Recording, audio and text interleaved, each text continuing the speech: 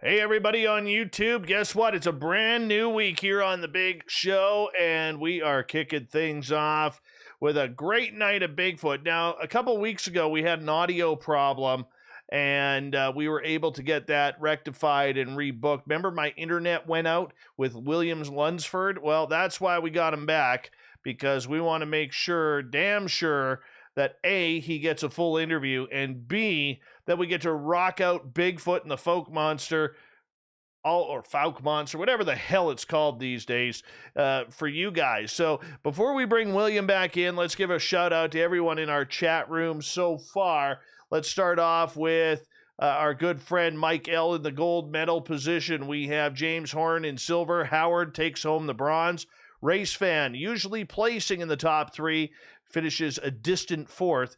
Alaska's greatest athlete, the gorgeous Emily Bigelow, is here, everyone. Say hello to Emily if you don't mind. James Horn, Aiden, how are you? Dirt Road, good to see you. James Smith, Joshua, Ed Clater, thank you so much for that awesome super chat. I really appreciate you kicking things off on a brand new week like that. Thank you. Ange in Australia, you're looking lovely tonight. Stunning Renee, good to see you. Mental Pancakes, thanks for coming on in. John Hires, welcome to our chat room for the first time. Thank you for joining us. Florida's own Steph Dickey, yes, she'll sign autographs after the show. Line up to the left of the studio if you don't mind. Mr. Catfish is back. He'll be signing autographs to the right of the studio. Remember, he does not like eye contact, so when you go up for that autograph, make sure you don't make eye contact because it's in his contract. Blue Line Bigfoot, good to see you. Hi, awesome cat chaser. Sassy Sandra, nice to see you. The Michael Leger is here, everyone. The Michael Leger. All right, moving on here. Rex, thanks for coming on in. Bigfoot Rob, how are you, buddy? Good to see you. Thanks for joining us. As Steve Stockton is here as well, everyone. The gorgeous and talented wrench Kira is here. Wave hello, Kira, to everybody if you don't mind. Nicola, good to see you. Thanks for joining us. Scrolling on down, Uncle Dale and his power stash are here. Remember, Uncle Dale allows free rubs on his mustache for good luck, so make sure you join him. Susan, you're looking awesome tonight. Millennium, good to see you. Knucker and Brett Lewis is here, everyone, which means we could officially start the show. Where are we? Audrey and Jamie, looking lovely tonight. Aggravain, good to see you. Thanks for joining us. The Jim Christie is here, everyone. The Jim Christie. Mary Bone, she's a vegetarian. Mary Bone, Mary Bone, Mary Bone. Love to have you here, Mary. Thank you for joining us. Hey, Duke from World Bigfoot Radio. How you doing? Duke will be on the show on Friday night with some guy named Caveman. I hope he pounds his chest like Captain Caveman back in the day. That would be awesome.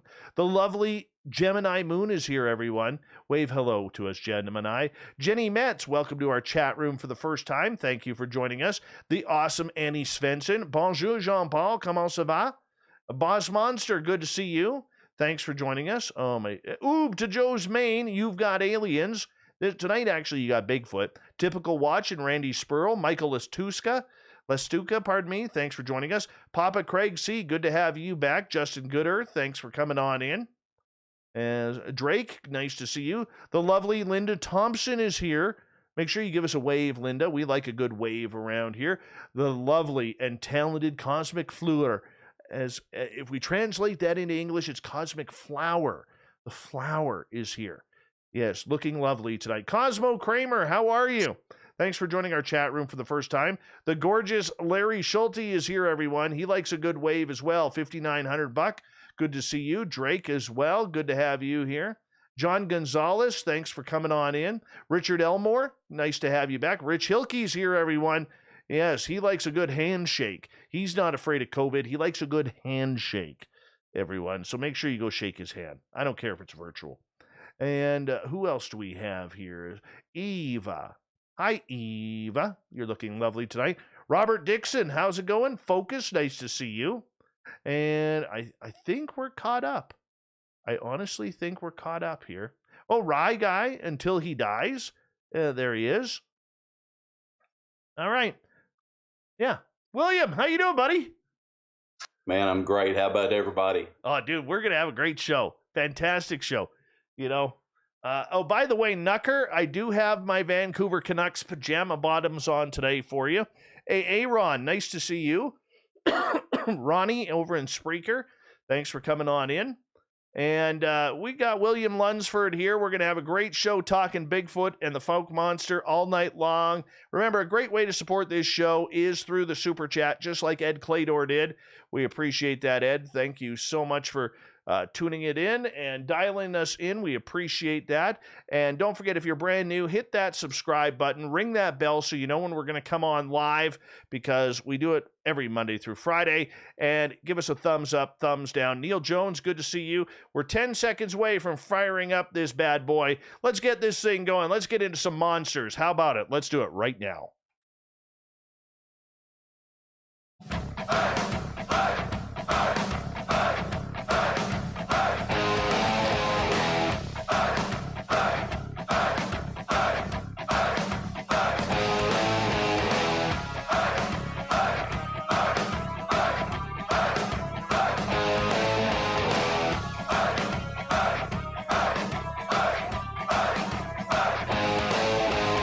The mountains of central British Columbia to you listening around the world.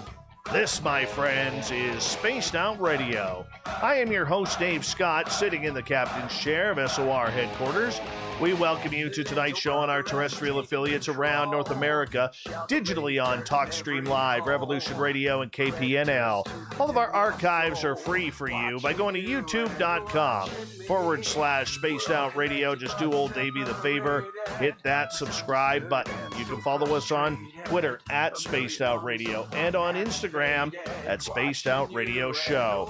Our website is spacedoutradio.com, where we have a plethora of features for you, including rocking out to Bumblefoot and reading up on Captain Shirk's SOR Newswire. Tonight's show is brought to you by Chive Charities. Help make the world 10% happier by visiting Chive Charities today. You can find them on our website. All right, let's get to this, shall we? We got Mr. William Lunsford coming back for another time here. Now, we tried to have him on a couple of weeks ago, but we had a little bit of a problem when he came on. You see, my community, which is pretty small, had the entire internet and the entire area go down. So you can't really do a show without internet these days. No, it's not old school radio anymore. Everything's all technologically advanced, but I'll tell you, we have one of the best when it comes to this great subject that we love to call Sasquatch. Now, Mr. Lunsford here is a gentleman who lives in Texas, and he has really, really seen some weird stuff. This is a guy who has had encounters with Bigfoot that Arkansas folklore has dubbed the Fouke Monster, and which inspired the film of The Legend of Boggy Creek in the 1970s. He's been chasing it for a while now. Is he getting closer? We're going to find out here momentarily. Then at the bottom of hour number 3, I'm going to bring you the SOR Newswire, brought to you by Paranoia Magazine. Mr. William Lunsford, how you doing, my friend? It's good to have you on the show. Thank you, Dave, so much. Again, I'm humbled when you read that roll call of all the people that are there. All I can say is thank you and for being here and for listening to us and for giving me another opportunity after we had the little breakdown last time to all of a sudden I thought, oh, conspiracy, man, nobody wants to hear about Bigfoot. Is that our government that's reaching its long arm of the law in here? But of course I say that in jest, but I've been so ready to do this show. So again, thank you, and thank you to everybody. I heard that Duke and Caveman are going to be on at the end of the week. I jokingly told you a while ago that's like Kenny G warming up for an Ozzy Osbourne concert, man. So, but I'm here to bring whatever I can bring. So let's get started with it again. Thank you, everybody, and thank you, Dave, for having me. Well, I know you are going to absolutely kick some butt and talking some monsters with us. You know, let's go back in time here and refresh some people's memories. Now, for you, you were someone who had an experience at a young age with this thing, and it scared the living daylights out of you. And I remember you telling me about this. It scared the daylights out of me as well. Tell us that story about your first encounter. Okay.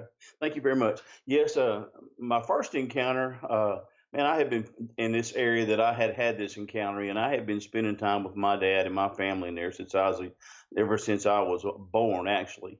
And so one day, my dad passed away at 12, but I continued to stay in this area right here. Finally got my driver's license. I was a senior in high school back in 1977.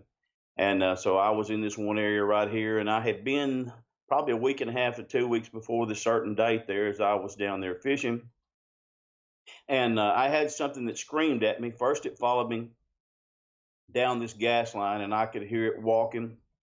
And at first, I didn't pay any attention to it, but soon the steps became more deliberate. Well, when I stopped, then it took about an extra step, and it stopped. And I thought, no, man, that's crazy. So I thought, no, it's your imagination running with you. So I start up again, go a little bit further on. Sure enough, the tracks are right there. The steps are right there beside me. I stop again. The thing stops. I hear the extra step or two, and I thought, no, this is too coincidental. Now, we do have bears down here. And like I said, we have coyotes, we have panthers. And so I thought, well, if it's one of those kind of animals right there, I'm not really as worried about it because I've heard it before. And as a rule, they just tend to front you and let you know they're there. Then they go on their merry way. But this was different because it was so much heavier. So anyway, I kind of pick up my steps a little bit, kind of in a jog. And as I do, then pretty soon it catches up beside me, and you hear boom, boom, boom, coming beside me there in the woods there. Well, like I said, that kind of right there let me know, hey, this thing is paying attention to me. It's not just something that's happening here. So I took off pretty much on just a dead run. And as I did, this thing got down there. We got to where I had to cross this creek. And whenever I got to a little ford on this creek, this thing screamed at me.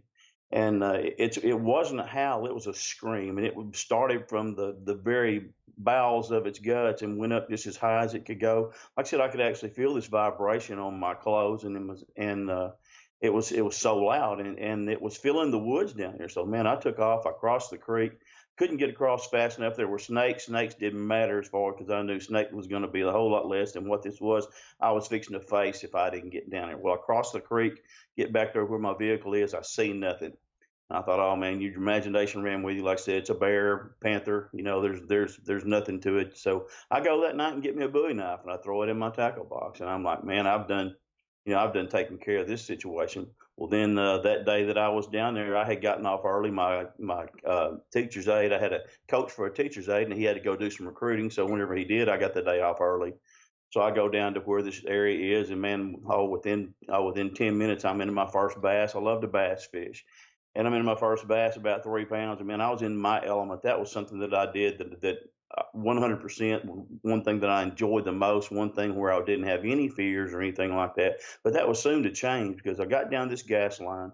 This gas line was lined on both sides of gravel pits, or what they call borrow pits, that they used to get the gravel out to make the roads and stuff like that. And so as I'm starting to walk down these gravel pits, I pick up a very distinct smell, and it was a smelling roadkill was not anything that was unusual to me, but this was a different kind of smell, and it was really, really bad. I said really, really rancid. And I sit there and I thought, well, maybe it's just something has been killed, something has died, and I kind of tried to dismiss it. Well, the further I got down this gas line, the worse the smell became. And so again, as I fished along there a little ways there, then finally got to one place where I had to cross this gas line. And as I crossed this gas line, I looked over and noticed a shadow on the left-hand side of this road, a place that we call the crossroads there. Well, I'm sitting there looking, and I knew something wasn't right. I had that sixth sense that you get, like not necessarily when something is watching you, but you know that something is wrong. And so I stopped and I surveyed my surroundings and everything else like that. And I thought, man, your imagination, you're thinking about last, week and a half ago when that thing screamed at you. You're just kind of, you're kind of letting your imagination run, and you're thinking back to that. So I tried to start walking again, but I did, and I stopped. I looked again and I could see that shadow, but it was right at twilight in the evening. It was in the spring. And so I couldn't see very well, but it was something that didn't look like it had been there before. Well, anyway, I realized that if I'm going to get to go fish these last 2 gravel pits over here, that I need to go. So as I start to step a little bit further, this shadow over there begins to stand up. And then when this thing begins to stand up, it has a limb pulled down in front of its face that is eating leaves. Well, like I said, the limb goes back towards the normal spot, and then this shadow continues to stand up. And whenever it does, I realize it is an animal or a creature, and it's black. It walks out in the road that I'm in front of there, that I'm going down there, and it walks out on 2 feet, and it stops right in the middle, and it turns and faces me, and it just begins to teeter from one foot to another and just looking at me. And I'm like, oh my gosh, is that a bear? And a bear in itself would have been bad enough because all I have was a knife and a tackle box and a rod and reel, but it wasn't a bear. And I thought, man, well, maybe that's a sloth. Well, no, because like I said, we don't have sloths here in Arkansas. Of course, the thought of it being a man in a suit wasn't even close because I was 2 miles into the woods, had to walk back there. It was bad enough for me, but somebody trying to play a joke on me in a costume, plus being in Arkansas where most people are armed, that's not the safest thing to do. So anyway, this thing sits there and stares at me, and I realize that I'm looking at what was called the Fouke Monster. Well, this was a creature that back in 1971 had a series of appearances here in the little town of Fylth, Arkansas. Fylth is right there in the southwest corner of the state, right there. The population, I think, is about 890 something, nothing like that, right there. And the claim to fame, this animal that's called the Fouke Monster, whenever this thing began to appear, at first it had a series where it was at a place called the Ford House, right there off of Highway 71. And there was a young newlywed family, 25 years and less, that lived there. Well, the thing had begun to come around their house.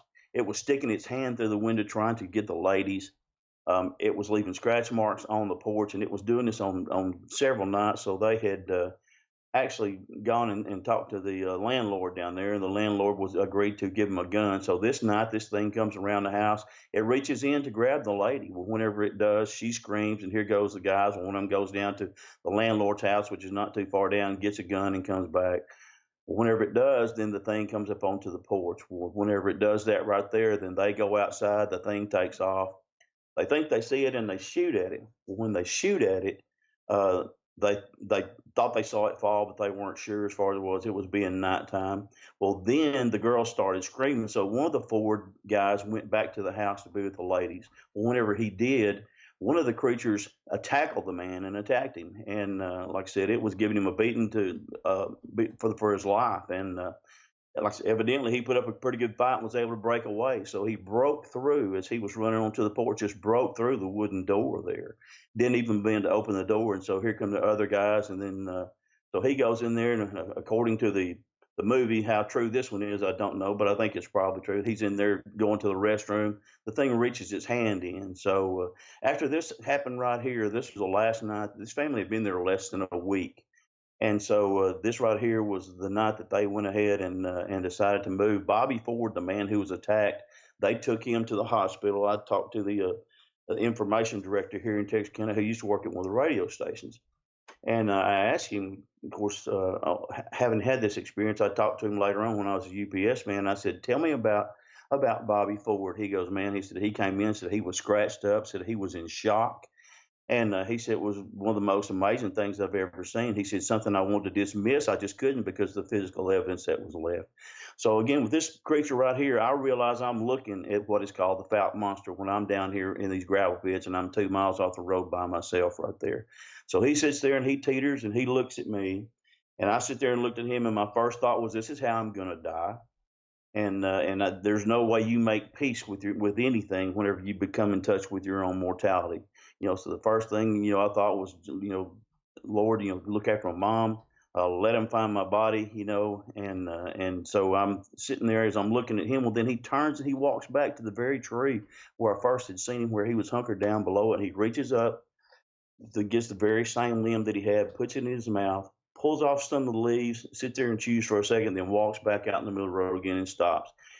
And his eyes are just black as coals, and he's about 7.5 to 8 foot tall. And again, the only thing I could liken it to was the wrestler Andre the Giant, because there was nothing that big. The original reports of the Fouke Monster was this thing was about 7.5 foot tall, 275 to 300 pounds. Well, right now I'm 275 pounds, and I realize just what a farce that was, because this thing is 7.5 foot tall, almost 8 foot tall, and it weighs only 275 pounds. No way. But that was the only thing I could compare it to. And again, I am hyperventilating. I am crying. I have at that time I seemed to wet my pants, but didn't realize it.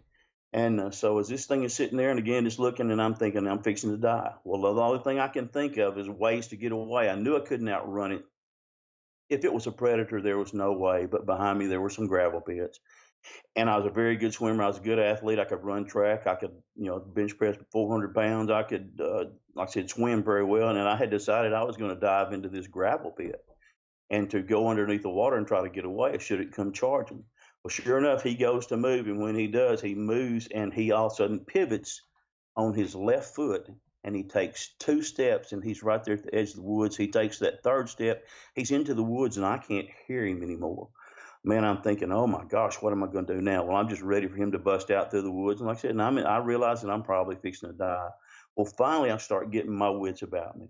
And the thing doesn't come out. And whenever it does, I realize if you're going to do anything, you need to do it. So I took off running. And like I said, I was a miler in high school.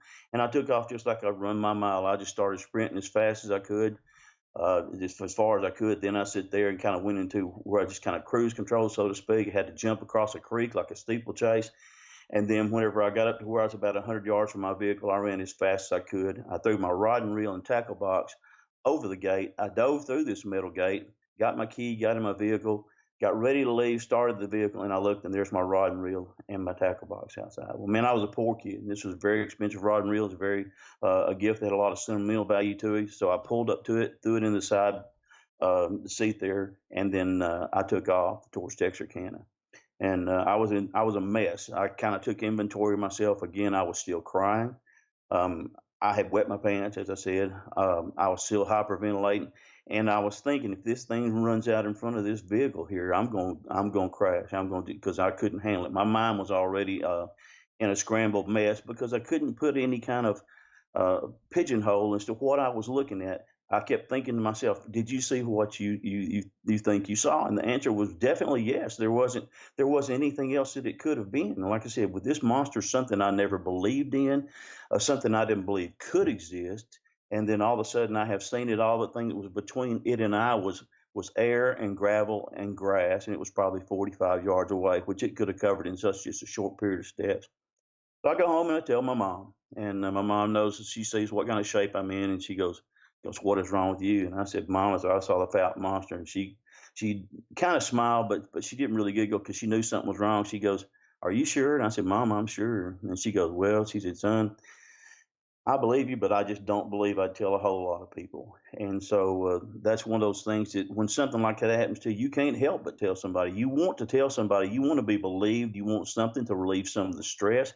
I know you said you have seen 2 Bigfoot, and you realize what you can explain what it did to you. Whenever all of a sudden it changed things, your security blanket. This world was a different place after you see something Oh, like that. dude, when you see a Bigfoot or you see something that isn't supposed to exist, black triangles, UFOs, aliens, whatever it may be, it really, really makes you question your entire existence.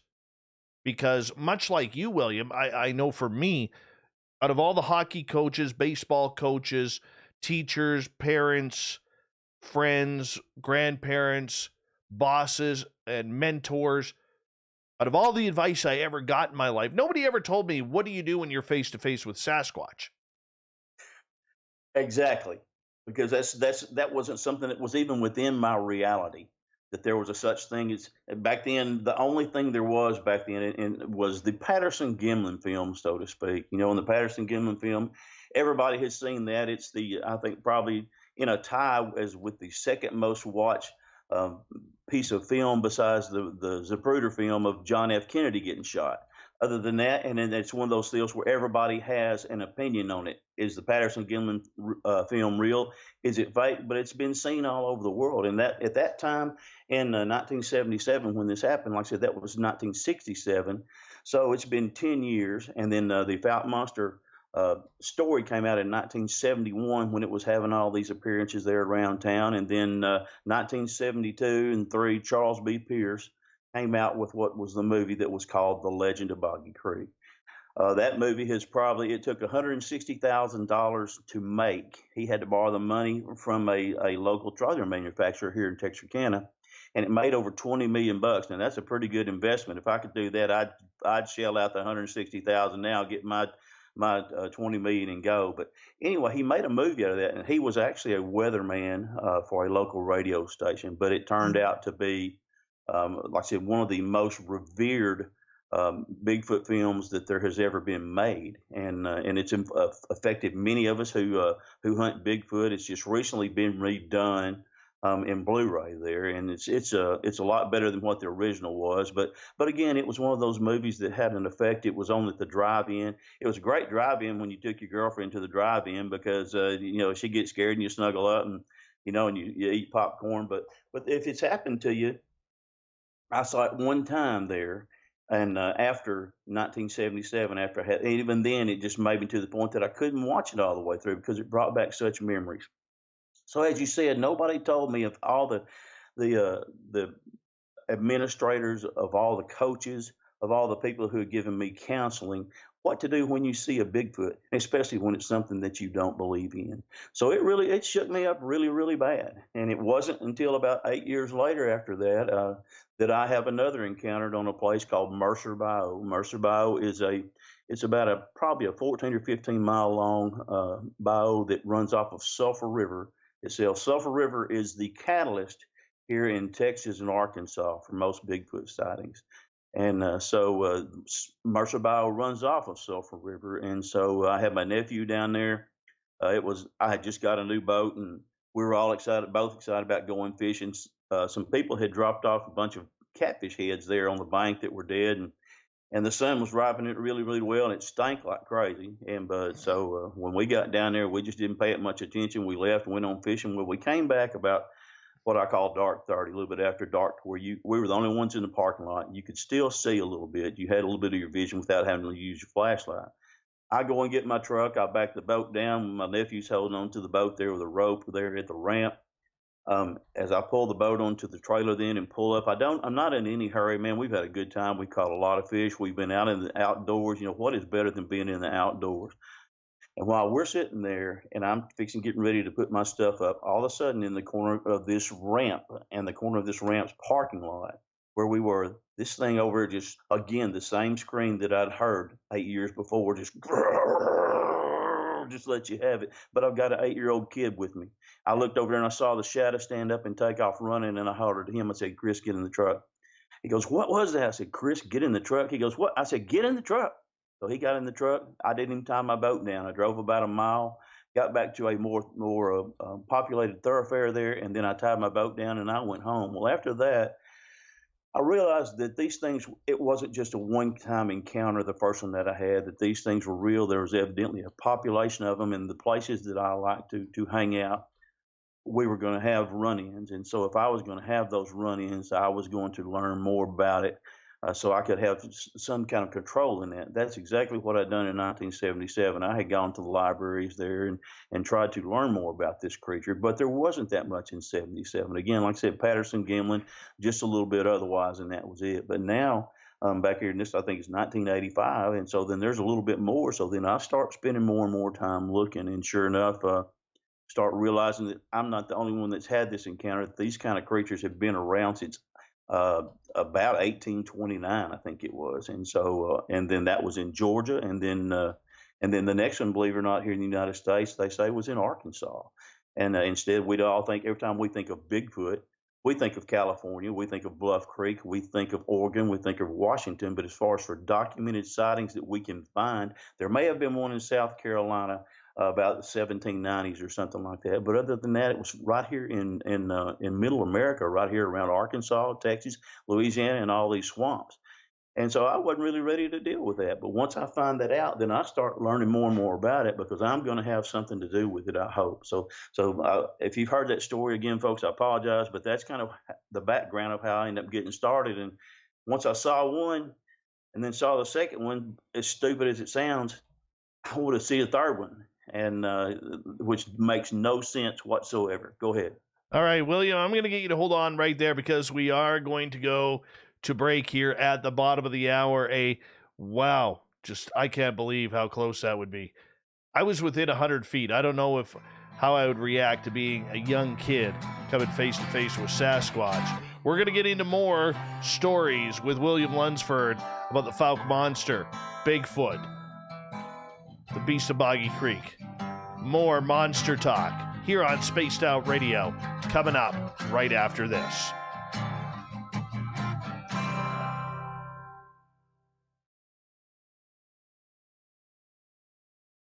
All right, brother, we're clear.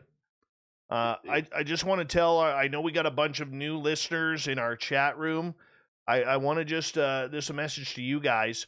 Thank you so much for checking us out for the first time listening to William. I know he's probably attracted you to come listen to this show because he's just an awesome interviewer. But I just want to let you guys know that we do take commercial breaks here every half an hour. The reason why is we are not a podcast, we are a live radio show. So we have to time things out with our radio stations that are broadcasting this show. So that's why we got to do it this way. But we apologize on that end, but we promise you that we got William for another 2 hours of solid information here. So just sit back, enjoy, and we're going to have a good time tonight. Hey, Rooted in Gorgeous Sacredness, how are you? Vinster, how are you, buddy? Eric Files, good to see you. Thanks for coming on in. Really appreciate that. Eric with a K over in Spreaker. Did you guys know that we are Eric with a K's fourth favorite show? We're number 4, people. We are number 4 in Eric's world. Jeff Elder, good to see you. Thanks for joining us. And who just came in? Chris Mo, good morning to you, my friend. How's Europe today? I believe you're in Austria. I think it's Austria. Yeah, I'm pretty sure. I'm like 98% sure. And yeah, so sorry about that, William. We're good. Right on. I'm amazed at the number of people that you have that listen to your show, man. And hopefully we're going to make this now. We're going to make this to where we're number 3 show instead of number 4. Oh no, we were at number 5 at one point for Eric with a K. We were at number 5. We used to be number 2, and then we slipped down to number 4, and for a short time we were at number 5, but now we're back up to a solid number 4. That's okay. It's all good. All good, man. All right. I'm having fun already, dude. We're gonna have a ball, man. Oh yeah, hell yeah, we are. Hell yeah. 44 years is a long time to be doing this, and there's more crap happens to you by accident that can happen on purpose. And I'd love to tell you about it. We may be here till 3:30 tomorrow night, and that's fine too. I'm okay with that. That means I get to skip my daytime job tomorrow. Let's talk Bigfoot. I'm okay. Gary the Dutchman is here. Remember, Gary, you're Dutch. Very, very Dutch. Anyways, just got to remind him every now and again. He's a good friend. Good guy, Gary the Dutchman. He's got a fantastic beard. Fantastic beard, too. Oh, my God. Do I got to warm up FAP isn't here yet to get that going yet. We got to get FAP in here. We're at 111 people so far. Let's see if we can top like 150 tonight. I'd like to see 150 tonight. Hey, Super Tim, how are you in the Spreaker chat? Derek, over on Twitter at #SpacedOutRadio. Congrats on your portrait of Dirty Fylth's art. That looks fantastic. Now, is that a self-portrait that he made of you, Derek? Please let us know. And let's see here. We got Penman and Sparkles in the Space Travelers Club, which is always nice.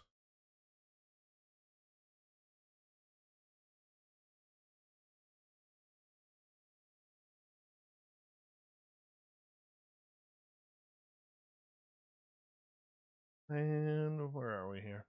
We got about 90 seconds here, brother. Okay, great. Yeah.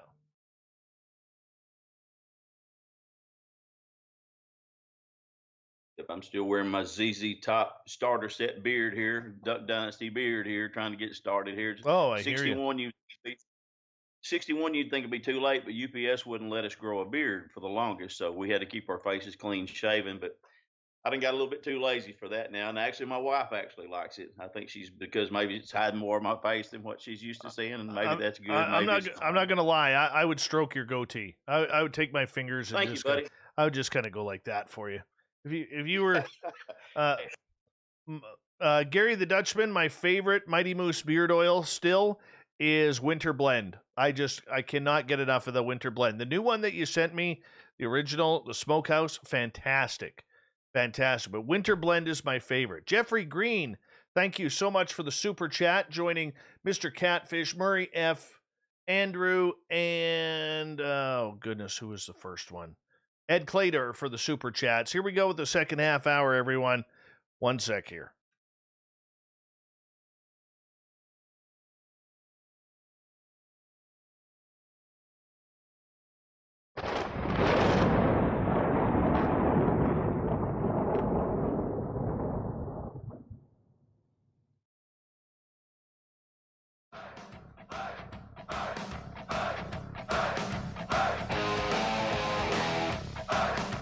Second half hour of Spaced Out Radio is now underway.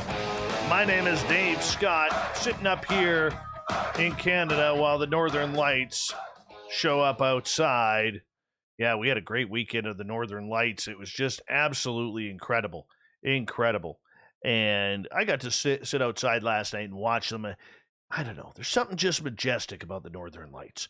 There really is. But enough about me. Let's get back to you. I want to remind all of you that you can check out our archives for free by going to youtube.com/spaced out radio. Just do old Davey the favor. Hit that subscribe button. Our website, spacedoutradio.com, where we have a plethora of features for you, including rocking out to Bumblefoot and reading up on Captain Shirk's SOR Newswire. Follow us on Twitter at Spaced Out Radio and on Instagram, Spaced Out Radio Show. William Lunsford is here talking the Fouke Monster, Bigfoot, Sasquatch, and every monster in between, as he is based out of Texas. But, you know, he doesn't care where this creature is. He's going to go find it, drop an elbow on it if he has to, in order to make things happen. William, welcome back. Thank you. We have lights here too that put on the show. It's generally Coors lights and Miller lights, and it's the folks behind it. But here, as far as that doesn't affect the Bigfoot right there, because again, like I said, the Bigfoot, the area that I live in, I'm very fortunate to have the number of animals that I have. I actually told one person there that I had seen the Fouke Monster, and they said, "Well, do you drink?" And I said, "No." And they said, "Well, maybe you should." And after that, right there, I can understand the feeling, because it was really a life-changing experience. Let me relate this. I'm going to tell you something else. Whenever it come time for me to get married there, this is how Bigfoot has affected my life. And then whenever it goes this far, you know that you're intertwined one way or another. After I met the girl that I was going to marry and she and I were dating, I knew at some time I had to tell her and her parents that I'd had an experience with the Fouke Monster, because that's big around Texarkana around here. Everybody knows. Matter of fact, nationwide, the Fouke Monster is the number 2 most recognized Bigfoot behind Patty. It's named after a town. I mean, it has its own fan club and everything else like that. But I knew I had to tell her parents and tell her eventually that I had seen this creature. So one night, the night came, and we kind of got onto some paranormal things. And so I said, I'm just going to have to tell y'all. I said, I've actually seen the Fouke Monster. Well, I was actually ready for her dad to say, well, just get your stuff and go on back home. Be sure that you don't come back. And in that case right there, I thought, oh, man, what am I going to do? But instead, whenever I told them this story, my wife's mother says, well, I'm going to tell you a strange story. And they had just built a new home out there. And it was kind of off in the country. And the lady across the street from them was having a garden party. And she had a pasture out there, and there was woods all around the house. While she's having her garden party, she's got the chairs that the backs are up to the fence right there, and the faces of the chairs are facing her towards the middle of her yard. Well, she's sitting there doing her presentation. About a 7-foot rust-colored Bigfoot walks down the side of her fence. And where it does, it's sitting there just looking at her and looking at these ladies. It doesn't stop. It never breaks stride. But it goes to the end of the pasture, steps over a 4-strand barbed wire fence, and it goes across onto the territory into the land where my in-laws were in the process of building a house. Well, I knew after this encounter like that right there was too coincidental. This had to be the girl I was going to marry. So again, a story like that right there. But this was 5 miles outside of Texarkana to the east. The Fouke Monster was 20 miles down there to the south. And I had gone to college out there. Once I went to college, and I ran across a man who lived in DeKalb, Texas. And that's about 35 miles to the west there. So we've got 3 different encounters, and I knew by then this couldn't be the same creature. So thought there has got to be a breeding population of things, and there's more than one. In the movie of the Legend of Boggy Creek, they say, "Oh, he's the last of his kind. He's so lonesome and all that stuff." No, that's not so, and I found that out for sure. So again, that's how I became a researcher, because I realized these things were real. There was more than one. It was a scary experience, scariest experience I ever had in my life, but it was also the coolest experience I'd ever had in my life. And so I began looking to study. Like I said, worked at UPS there for 35 years. That allowed me access to a bunch of people. I had a route that was 65 miles one way, 70 miles another way, 40 miles another way, and then another 70 the other direction there. So I would talk to these different people, and at first, some of them might kind of laugh for a little bit. I would go up there, I'd break the ice, Dave. I would say, "Man, you people live so far out in the country. If Bigfoot don't live out here, it's because it's too far for him to walk." And some people would laugh and they would smile, but then every now and then you would get the magic response. "Well, if you think that, then you need to be here about dark." And so then, sort of having heard that, then I would say something like, "Well, I'm afraid of the dark." And then you get, "Well, you should be. And if you ever want the chance, come back again." So again, that was something other that was seated in my mind. Other people are starting to see this thing. They're telling me the same kind of stories that I have been hearing, the kind of things that have happened to me as well. And so, again, as someone who didn't mean to become a Bigfoot researcher, all of a sudden here I am. And then the more that you see the tree structures, the more creatures, the more footprints you see, the more screams and howls you get, the more addicted you become. When in reality, anybody with any sense would be running the other way as fast as what they possibly can. But again, it hooks on you. And like I said, I would love to. Every time I go to the woods, I'm retired. I get to go to the woods about 5 days a week. I want to have 5 sightings a week at least, but it doesn't happen that way, unfortunately. But that's what I'm shooting for, and again, trying to gather enough information. This is not about me trying to make myself to where I'm some kind of public figure. This is something that I want people to realize, that these creatures are real, that they do exist, and that what I'm telling you is the truth. And then again, as I said on our last show, truth is stranger than fiction. So, but I want people to realize that these animals are for real. That, thank goodness, there's starting to be some researchers now who are deciding that, well, this $1 million shot, we're not going to get it. So why don't we take this information that we have and start sharing with other people and see what we can learn, and maybe get this creature classified, and then, like I said, have it maybe some kind of where we can have some kind of enclosure like a Jurassic Park or something like that, to where we can see these creatures without being afraid or having to run, or the thing having to run from us. So. One of the big questions that we have is, what is this creature? Is it a monster? Is it from here? Is it a monkey? Is it a great ape that kind of got caught? Is it something completely different? Is it alien? Is it supernatural? Is it interdimensional? Is it wild men that have grown over time? As a lot of First Nations people will say, that it's people who went to live in the forest on their own and they kind of adapted to their surroundings. What do you think it is? Well, I'll tell you that that's a really good question, and that's a question that a lot of people, besides the fact, do they exist? I'm telling you right now, they exist. It's not even a question. So the next question is just what you ask. What is it? The original, like I said, the one that I mentioned from Georgia back there in 1829, and Arkansas in 1834, that was actually before the Civil War. That was before Arkansas even became a state. But they were called, just like what you said, they were called wild men. They weren't called Sasquatch, Bigfoot. They were called wild men, even though the descriptions was the very same. Now, what these things are, boy, I'll tell you what, it's as good a question, and anybody's answer could be as good as another. I have a bunch of pictures of Bigfoot. I sent you a bunch of my pictures there. I hope they came through pretty good, but I have a bunch of pictures of Bigfoot. I have some that look like apes. I have some that look like people, some that look like chimpanzees, some that have beards, some don't have any hair on their face at all. Some have the cone head, some have the rounded head. So it's, again, whatever it is, they don't all look the same. So that's one thing that I'd like to clear up for everybody. They don't always look the same. But as far as for what they are, for anybody that says for sure they know, that's wrong, because regardless as much time as what myself or you or Duke or anyone has in the woods, we still don't know for sure as a classification of what this thing is. So that's why that number one, that I do what I do. We talked about, as far as for going into it with opinion, going into something with opinion research is all just going to get you just one conclusion. And as a rule, you're going to lean towards a conclusion that you want it to be. If you go in there with an open mind, if you'd have told me 30 seconds before I had my first sighting of the Fouke Monster Bigfoot that a Bigfoot was real, I'd have laughed.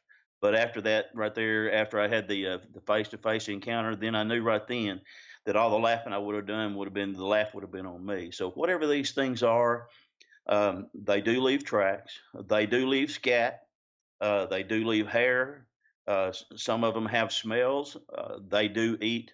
I have got pictures of what all a lot of these things eat around here. I've even had one, or actually two, that have caught an alligator and eaten the alligator. I found the skeleton and the scutes about 4 days after he got this alligator. Then last year we got one that this place called Mercer Bayou, the sun had dried it up to where it was just barely a trickle. And I found gator tracks. We were following the gator tracks. All of a sudden, out of the woods, here comes the Bigfoot track. And then all of a sudden, the gator track disappears and the Bigfoot track appears about 300 pounds heavier. So I have a lot of pictures for what these things eat. So they do eat the things that we have berries. They love berries and things like that. We had an area there. We had a family of three. And for over 6 months, we never saw a single snake. My son and I would joke, call it swamp spaghetti. Why aren't we seeing any snakes? But they just weren't there. Then my buddy, one of my research partners named Randy Crawford, went down to a place where we had one screaming at us one evening.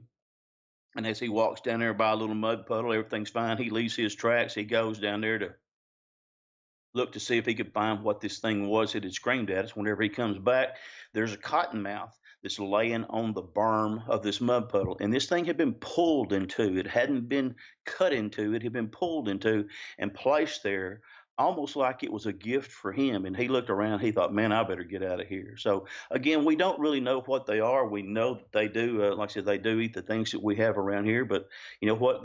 Whether they're an animal, whether they're an ape, whether they're a person, we just can't say until we learn more about it. And that's kind of frustrating in a way. But then, too, it's also one of the intrigues that you have that a thing that is this big has been around for this long and still hasn't been discovered. So again, that's one of the things that I really love about it. I've never ceased to be amazed at some of the things that they do. Highly, highly, highly intelligent creature. I believe it is a highly intelligent creature as well. To be able to stay away from people, to be the reigning hide and seek champion, that takes a lot of skill. Now, on the flip side, I don't think a lot of people who go looking for this creature also understand how camouflaged animals can make themselves. I mean, I often drive through the bushes with my buddies who have been hunters for years. And one of the things we'll always say after every ride that we do or every drive that we do is how many animals did we pass that we didn't even see? Probably hundreds. And I think that goes along with Bigfoot too, is this thing has perfected camouflage in nature. And I think it deserves credit for that. Why do you think around North America we aren't getting more sightings than what we are? Well, I truly think, Dave, that I think we're getting more sightings than water being reported. I know how it feels to have fun made of you, to be called a liar, to be asked what you were drinking, what you were smoking, to have somebody say, well, that wasn't a Bigfoot, that was one of your ex-girlfriends, and things like that right there. I know how that kind of ridicule feels. And once you get it, it doesn't make you real happy. Even anybody that has I've got a pretty good sense of humor. I can laugh at myself better than anybody can. But when you have people that are trying to be just vicious with the way that they are doing as far as the way that they're poking fun and the way they're being ugly so it's one of those things that nobody really appreciates. So you just finally just do like what my mom told me. She said, son, I wouldn't tell a whole lot of people. Well, I didn't. I quit after that right there and kept it quiet for a long, long time. But do we need that silence though? No, Dave, we don't. You're exactly right. We don't. Because man, let me tell you what, if anybody has gets out into the woods, these things aren't just where they just stay in the woods and they're not coming out. These things are coming into housing additions on the suburbs. There, people are finding tracks. They're finding encounters that have been had with their pets, unfortunately. But I have one lady that I know that lives in South Texas, and she lives in a housing addition. The thing comes up and puts his hand and on her trash can lid, and you got the handprints on her trash can lid right there. Whenever it looks through to see what it's been in there to eat, so they do. It's not just something that we need silence on. We need to educate people that these things are real. Yes, it's something that we don't understand.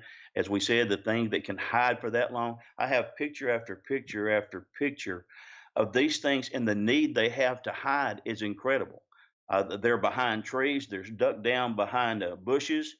And as you said, you drive through there and you wonder just how many. Seeing Bigfoot is not easy. I try to train my eyes, as stupid as that sounds. Man, when I go like to a doctor's office or something like that, the little highlights book that you have that has all the hidden pictures, man, I sit there and look through there, try to find those things. Also, you can get on the internet, and there's one on how to spot animals or how to spot deer. And I'm a deer hunter, been a deer hunter ever since I was a little bitty kid. I can't tell you the number of times I've had somebody with me and said, "Man, there's your deer right there." Oh, there's no deer right there. I said, "You need to get your gun up there. There's a deer right there." Sure enough, they don't. And I said, "You've got about 3 steps before I'm fixing to shoot this deer." They don't do it. Sure enough, I shoot him. Down he goes. How'd you see that deer? Well, man, you got to kind of train your eyes. It's not going to step in front of you and do a dance. You got to look for pieces of the body first, body parts. Then you've got to look for horizontal lines in a vertical field right there, something that's running crossways rather than just up and down. Like I said, you need to look for differences in color and things like that. So once you start training your eyes, it's not just something you're going to walk out there and see one, but because of the this field that I have here, whether you want to call it a hobby or whatever, I realize that the better trained and the better prepared I am to see things like this here, then the more encounters I'm going to have, and the safer I'm going to be as far as that goes as well. This creature is in so much debate on what it is. I mean, I listed off a bunch there. Do you have a preference on what you believe it is? I know I do. I think there is something unique and special about it. I want to say supernatural, but I'm not sure. And that's only because of the experiences that many people have told me over the years and what I've experienced too. So for you, where do you stand on what this creature is? Well, so far for myself, I haven't been fortunate enough to experience any of the things there, as far as that might make them supernatural or things like that. Most of the things that I've seen in the interactions I've had, they can be explained away within the natural realm of what we have right here. But I have talked to people who I trust with all my heart, who've told me, said, "Man, said, all of a sudden I got this feeling that something was telling me, hey, you need to look here, you don't need to look here, you need to get on out of here and do things like that." So on that case right there, and then I've got a picture. I have a friend named Keith Crabtree. Keith actually played the monster on the Fouke Monster movie, The Legend of Boggy Creek.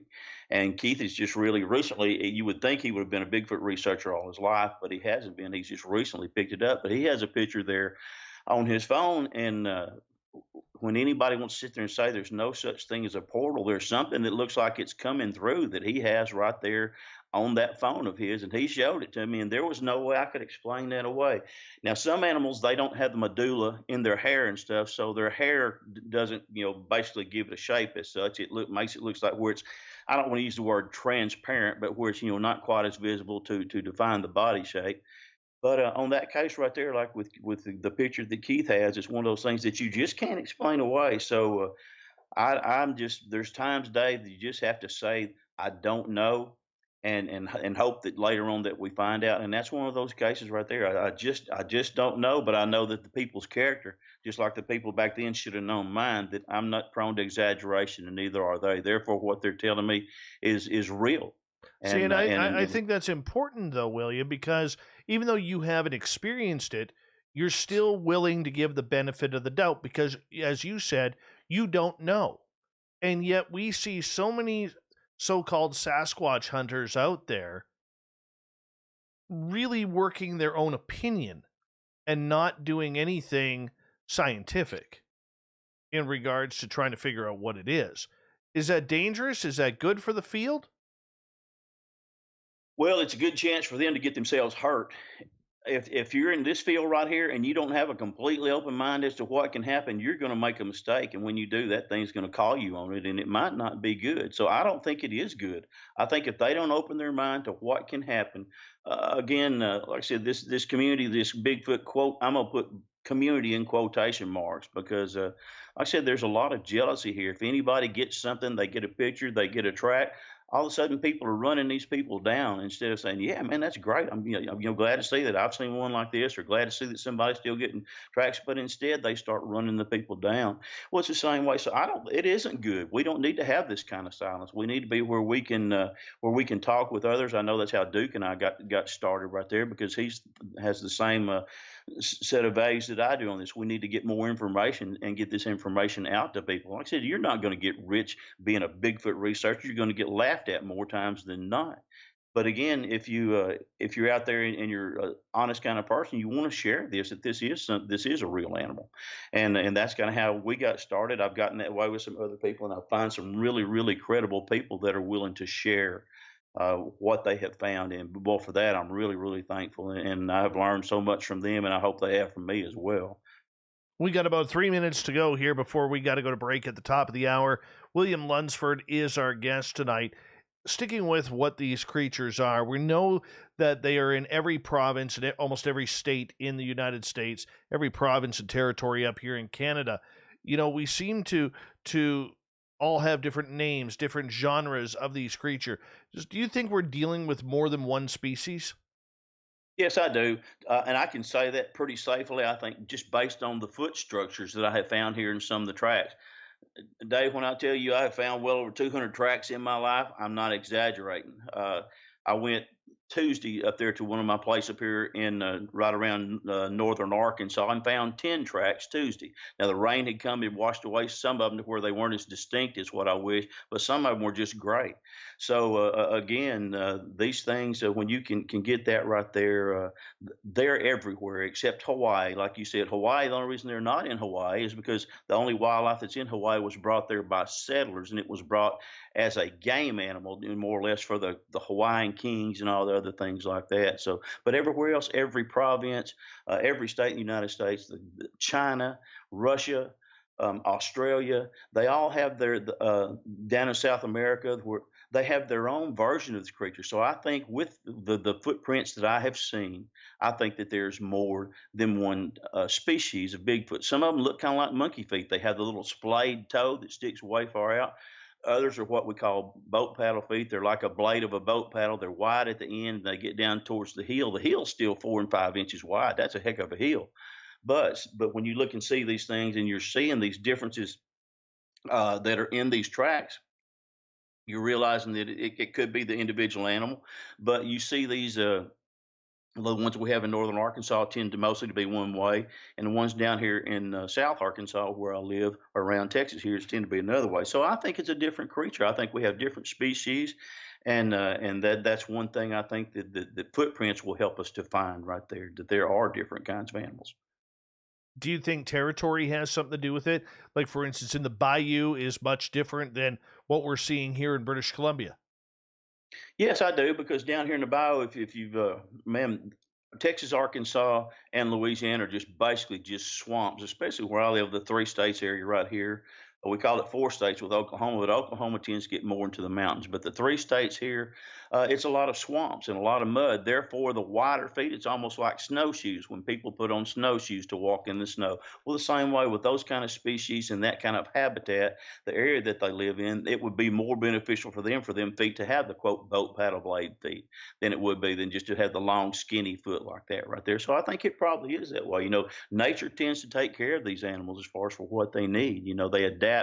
Whether you believe in evolution of the species or evolution within a species would make it to where this thing living down here in the swamps and the mud would tend to have the more boat paddle feet than the other ones would be up there, say, of British Columbia or Canada. So it's basically adapting to its own environment. Right. Right.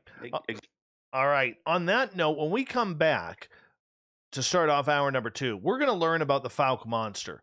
We know you've had an experience, but the Beast of Boggy Creek, we need to find out about this. What's it all about? What makes it different from every other creature that's out there. Because from what I'm hearing about this thing's just upset that it's a Tuesday or a Friday afternoon and it has no beer.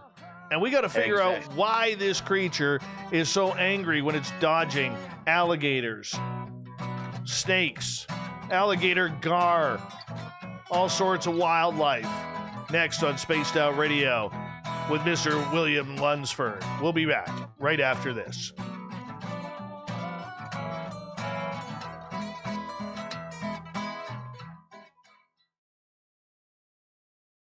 All right, buddy, I'll be right back, okay? Okay. How long we got, Dave? We got about 6 minutes. Okay. If you know anything about our website, you know we like to do things a little differently. We're not some faceless organization collecting money for a nebulous cause. Our donor dollars go directly toward life-improving items. Then we give those items directly to an underdog who needs it most. To become a donor with Spaced Out Radio's official charity, Chive Charities, just go to chivecharities.org/donate. Get your horns up with me on Spaced Out Radio. This is Ron Bumblefoot Thal. Come tune in to SOR where you can hear me rock out with Little Brother is Watching, the official theme song of Spaced Out Radio. And then come on over to bumblefoot.com where you can find out about my tour schedule, my music, and everything else. Bumblefoot.com keeps you up to date on what I'm doing and the best way to stay in touch with my music and music camps. Sign up for my newsletter at bumblefoot.com and remember, Little Brother is Watching. Hi, this is Amber Beckrud, and I want to invite you to subscribe to our YouTube channel where we store all of the SOR show archives for free. And as an added bonus, every 2 weeks I'm posting brand new content on Cryptid Tales, where I will get into some of the spookier legends and folklore from around the world and tell the stories that go with them. Find us at youtube.com/spacedoutradio and check out Cryptid Tales today. Drop a comment and let me know what you want to hear. See you there. Are you intrigued by Paranormal Talk Radio? You'll love the new Paranormal Radio app from TalkStream Live. You'll find a great selection of talk shows covering UFOs, ghosts, strange phenomena, and much more. Download the Paranormal Radio app now and start listening to the very best in paranormal talk entertainment, including the network you're listening to right now, the Paranormal Radio app, free in Google Play and the iOS App Store.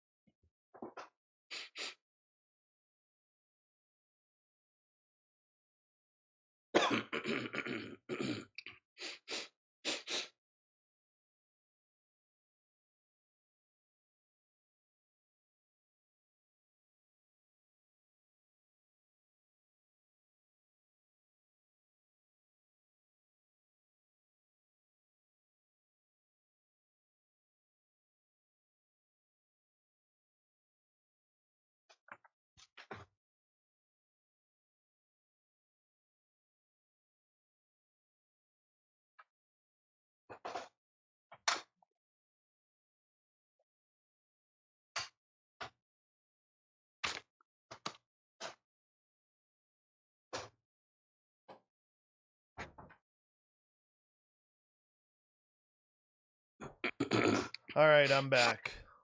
All right, good deal. All right, buddy. Everything okay so far, Dave? Oh, everything's perfect, man. Everything's perfect. Did that. Let's see here. Scroll up. Robbie Johnson, welcome to our show. Welcome to SOR Chat.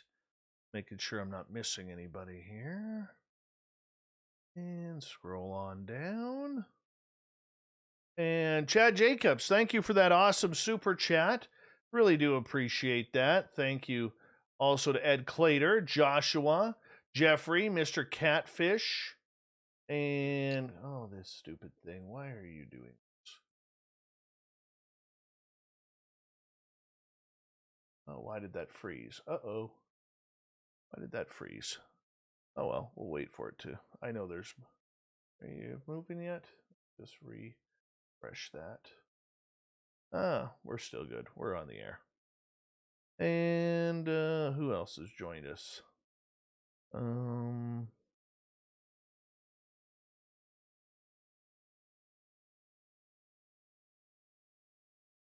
Oh, hey, Clam.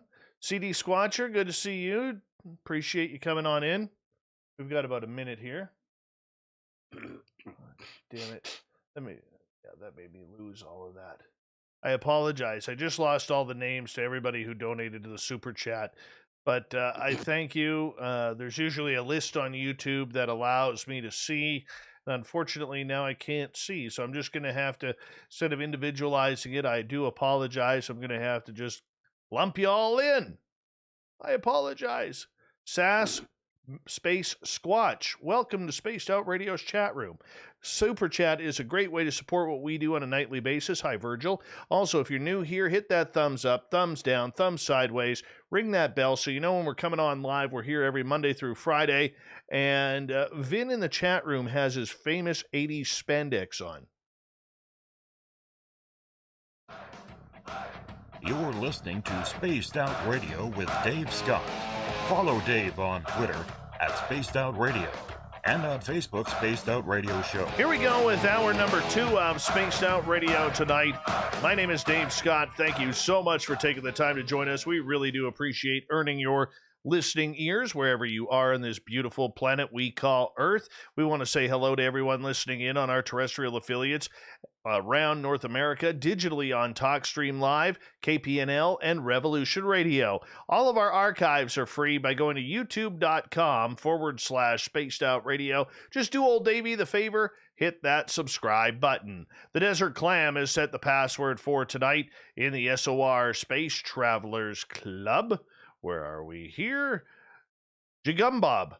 Jagumbob is your password. Use it wisely, space travelers, as the Clam says the password each and every night right here on Spaced Out Radio. Our website is spacedoutradio.com, where we have a plethora of features for you, including rocking out to Bumblefoot and reading up on Captain Shirk's SOR Newswire. Follow us on Twitter at Spaced Out Radio and on Instagram at Spaced Out Radio Show. We continue on tonight talking Bigfoot, Sasquatch. William Lunsford is here to describe to us the Fouke Monster. Now, earlier on in the first half hour of the show, you mentioned your experience seeing the Fouke Monster. But for people just tuning in or may not know what it's all about, take us back in history to the Fouke Monster. What is it? Okay. The Fouke Monster is actually one of the earliest Bigfoot that has been not necessarily documented, but reported and then documented in Arkansas. Everybody tends to think that because of the sightings that's happened in 1971 in the movie in 72, 73, that's when the Fouke Monster actually started. But the Fouke Monster Bigfoot type creature has actually been seen since 1908. We discussed on the last show, there are some things that happened in 1908. Well, at that time, there were only 46 states instead of 50. The first Model T just came out. Mother's Day was just first invented. 6 years after 1908, World War I began. 43 years before that, Abraham Lincoln is president, and 100 years before that, George Washington is still alive. Now, to put that in perspective, that's a long time ago that this thing has been being seen, and most of it has been seen around the little town of Fylth, Arkansas. It was actually a logging town right there, probably 8 miles from the confluence of the Red River and Sulphur River. Of course, we know the Red River, what an important waterway it has been to develop in this area down here in the south, as far as the Robert Fulton steam engine that was going through Fulton, Arkansas. As far as the songs like in Texas, the Red River Valley, the Red River has been such an important waterway for this kind of life. And so Fouke is right there around where Sulphur River and the Red River come together. And there's a farm right there that to this very day is still having Bigfoot sightings right there where the Sulphur and the Red Rivers come together. As the last one I heard was about 8 weeks ago, something other like that. So this creature, again, it is a Bigfoot type creature. Certainly wasn't supposed to exist in my world, at least until 1977, because it screwed my world up. Because places that I used to hunt and fish, I don't go down there anymore, and I don't go by myself. If I do go, even driving around, I'm always armed whenever I go. Have something, like I said, not to kill, but to have some line of protection. But this is a Bigfoot that it was originally reported 7.5 to 8 feet tall. I've seen two down there in this Fouke area that are 9.5 foot tall, and their heads are about the size of a 5-gallon bucket, if not bigger than that right there. Their shoulders are about 4 foot wide. They're covered with hair. The eyes are bigger than silver dollars, and they're just almost just jet black, but they don't all come in the same colors. Most of the time, the color that we see around here, it's going to be a black or a rust-colored brown, but there are some that are seen around here that are white. We have some that are chestnut, and there's actually even been one seen on one of my UPS areas that was a blonde. So this creature has been around. It's got a bunch of different names. It's got the Boggy Creek Monster. It's got the Legend of Boggy Creek. It's got the Fouke Monster. It's got the Boggy Creek Monster, and the Boggy Creek Monster coincidentally is the name of a movie that coincidentally has a real handsome guy about 6'2" with a white goatee in there as one of the guests on it, so to speak. No, I joke in saying that that's actually me, but it was actually a very good. It's a documentary that was made after the Legend of Boggy Creek.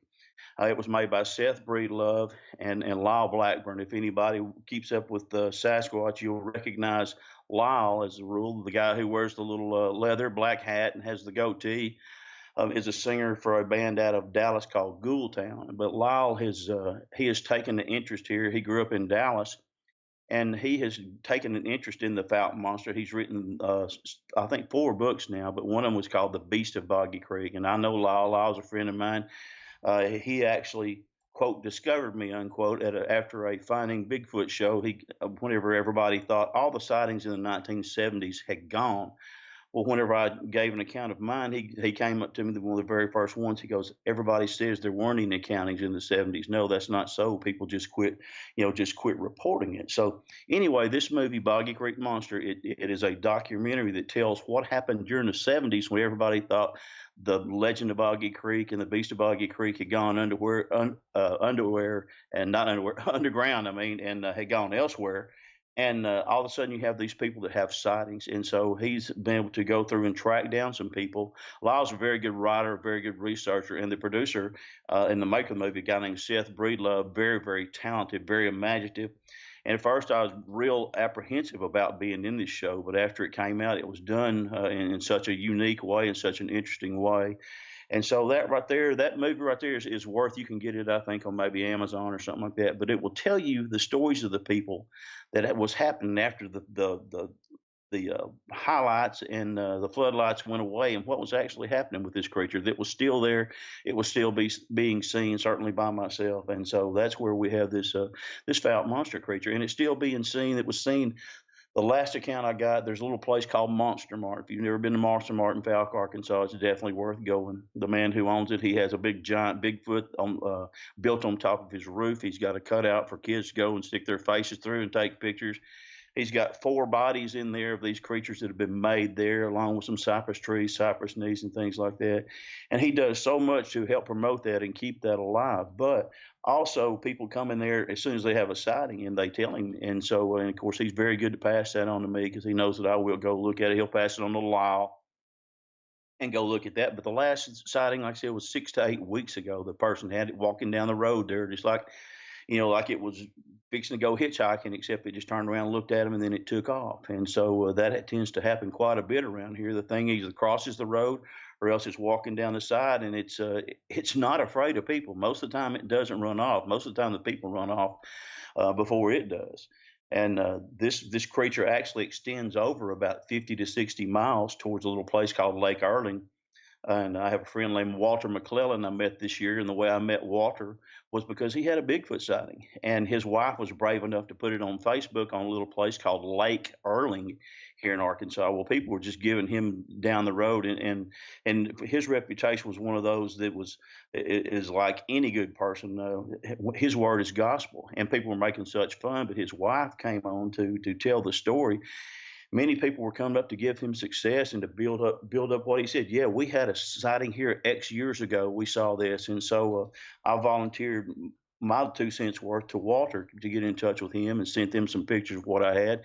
I actually went to there's a little bait shop over there where a lot of the hunters gather, and was actually to take some of those pictures in and show them to the proprietor. And he's like, I'm going to have to change my way of thinking. I said, yeah, you will, because this creature is real.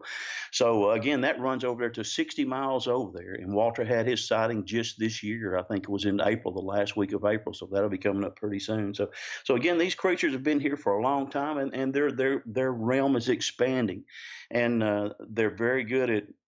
We joke about I've got the T-shirt that says "World's Greatest Hide and Seek Champion," but that's the truth. They really are. They have this need not to be seen. I think because maybe some of the things that have happened to them when they have been seen, whether getting shot at or whatever, those kind of things, that they have that sense that the good Lord gave them to where they can actually hide, and maybe they even realize that, hey, if we're seen, we're going to be in trouble. So again, it's a really an amazing creature, and it's most of them around here have got the cone heads. They've got a head, and like I said, the head's about like a 5-gallon bucket. Everybody thinks it's like a bowling ball. No, it's about like a 5-gallon bucket, if not bigger. And again, the shoulders be 4 foot wide, and the hands are like. Have you ever seen those black baseball mitts that there used to be? The fingers are like black sausages up there. They tend to have black fingernails there on the end. They have nails. They don't have claws, but they have fingernails, and they have got a big old round basketball behind there on as far as both of the gluteal muscles and stuff like that. So they're really something to see, but they're not all born. They're not all 9.5 foot tall. In talking with Lyle, several of the last few encounters that he has had reported to him have actually been about 5 foot tall. So again, they're just not all born 9.5 foot tall. So that's kind of a background of the Fouke Monster, and my last sighting was on October the 13th of last year, and it wasn't one of these big 9-footers. It was about 6 to 6.5 foot, and so whenever it saw me and I saw it, we had a little staring contest. They had been clearing the land down there where this thing lived, and so whenever it saw me, it took off running back towards wherever it had come from. But it was really, really neat because I saw it about 6:30 in the afternoon, plain as day, had a lot of sunshine. That's the third encounter I've had within 300 yards of where I had seen this one, including a Gugway back on March the 1st of last year. Explain to everybody what a Gugway is. A Gugway is an animal that's they say it's from Indian folklore, but it's not a folklore. It's an actual animal. I wasn't sure whether I didn't want to believe in it because of the reputation it has. This Gugway is called the whistling bear. It's called the face eater. It tends to be almost as big as a Bigfoot. The ones that I don't know of any that have been reported 10 foot tall, but then it's an animal that I'm really kind of new to as far as that goes. But they tend to have 3 toes on the feet, and they communicate by whistling. But they have got the worst attitude of anything except what's called a Janoskawa. And whenever they see a person, from what I understand, even from talking to my Native American friends who have that belief system in their background, that whenever you see one, it's either run or shoot because it's going to try to hurt you. So a very, very big animal, and the one I saw was down in Sulphur River bottoms. Had never seen one in there before. It ran towards me, and then at first I thought it was a Bigfoot. It was on all fours. I thought, that's a Bigfoot. So I start running towards it. I actually have my phone out. I don't know why I don't have it on. I was down there photographing a tree structure that one of these things makes. And so therefore I was using my stills rather than on the video. But when I saw this thing running, I started running towards it. Well, then by the time that I got to where I took the trail to go into where it was, my phone had actually turned itself off. Was I'm running down towards it to try to get, thinking it's a Bigfoot and going to get a picture. All of a sudden I look and this thing is set up behind the root system of a tree, kind of like an octopus root system. And it's kind of got its head just kind of stuck between the roots, almost like it's hiding, but it's so big that it sticks out between the sides of the roots there. You can see it plainly. Man, I put on the brakes, and when I did, I had that phone out, I turned it on. I got three real pictures really, really quick. And the first one, it was staring at me. Then it kind of dipped its head, turned and looked to its left like it's had a hunting partner. And then the ears went straight up again. It looked towards me. And then I got the heck out of Dodge. And my buddy wanted to go back. A friend of mine named Randy that I have, he wanted to go back the next day. And truly, I could not go back. That's the first time I've run from a Bigfoot type animal since 1977. I couldn't go back. I wanted to, but I had that post traumatic stress. Well, I only had a 40 caliber Glock, and that wasn't going to do anything for him. So coincidentally, my son had ordered us a 4570. So got the 4570, went down the next day, and Randy and I went. We took about 50 pictures for comparison just to be sure that my mind wasn't running away from me, which is what I knew it wasn't. But you want to have that kind of documentation as a Bigfoot researcher or anything of what you have. And so sure enough, we get it. He puts it on two computer monitors there on his desk, and he sets it side by side.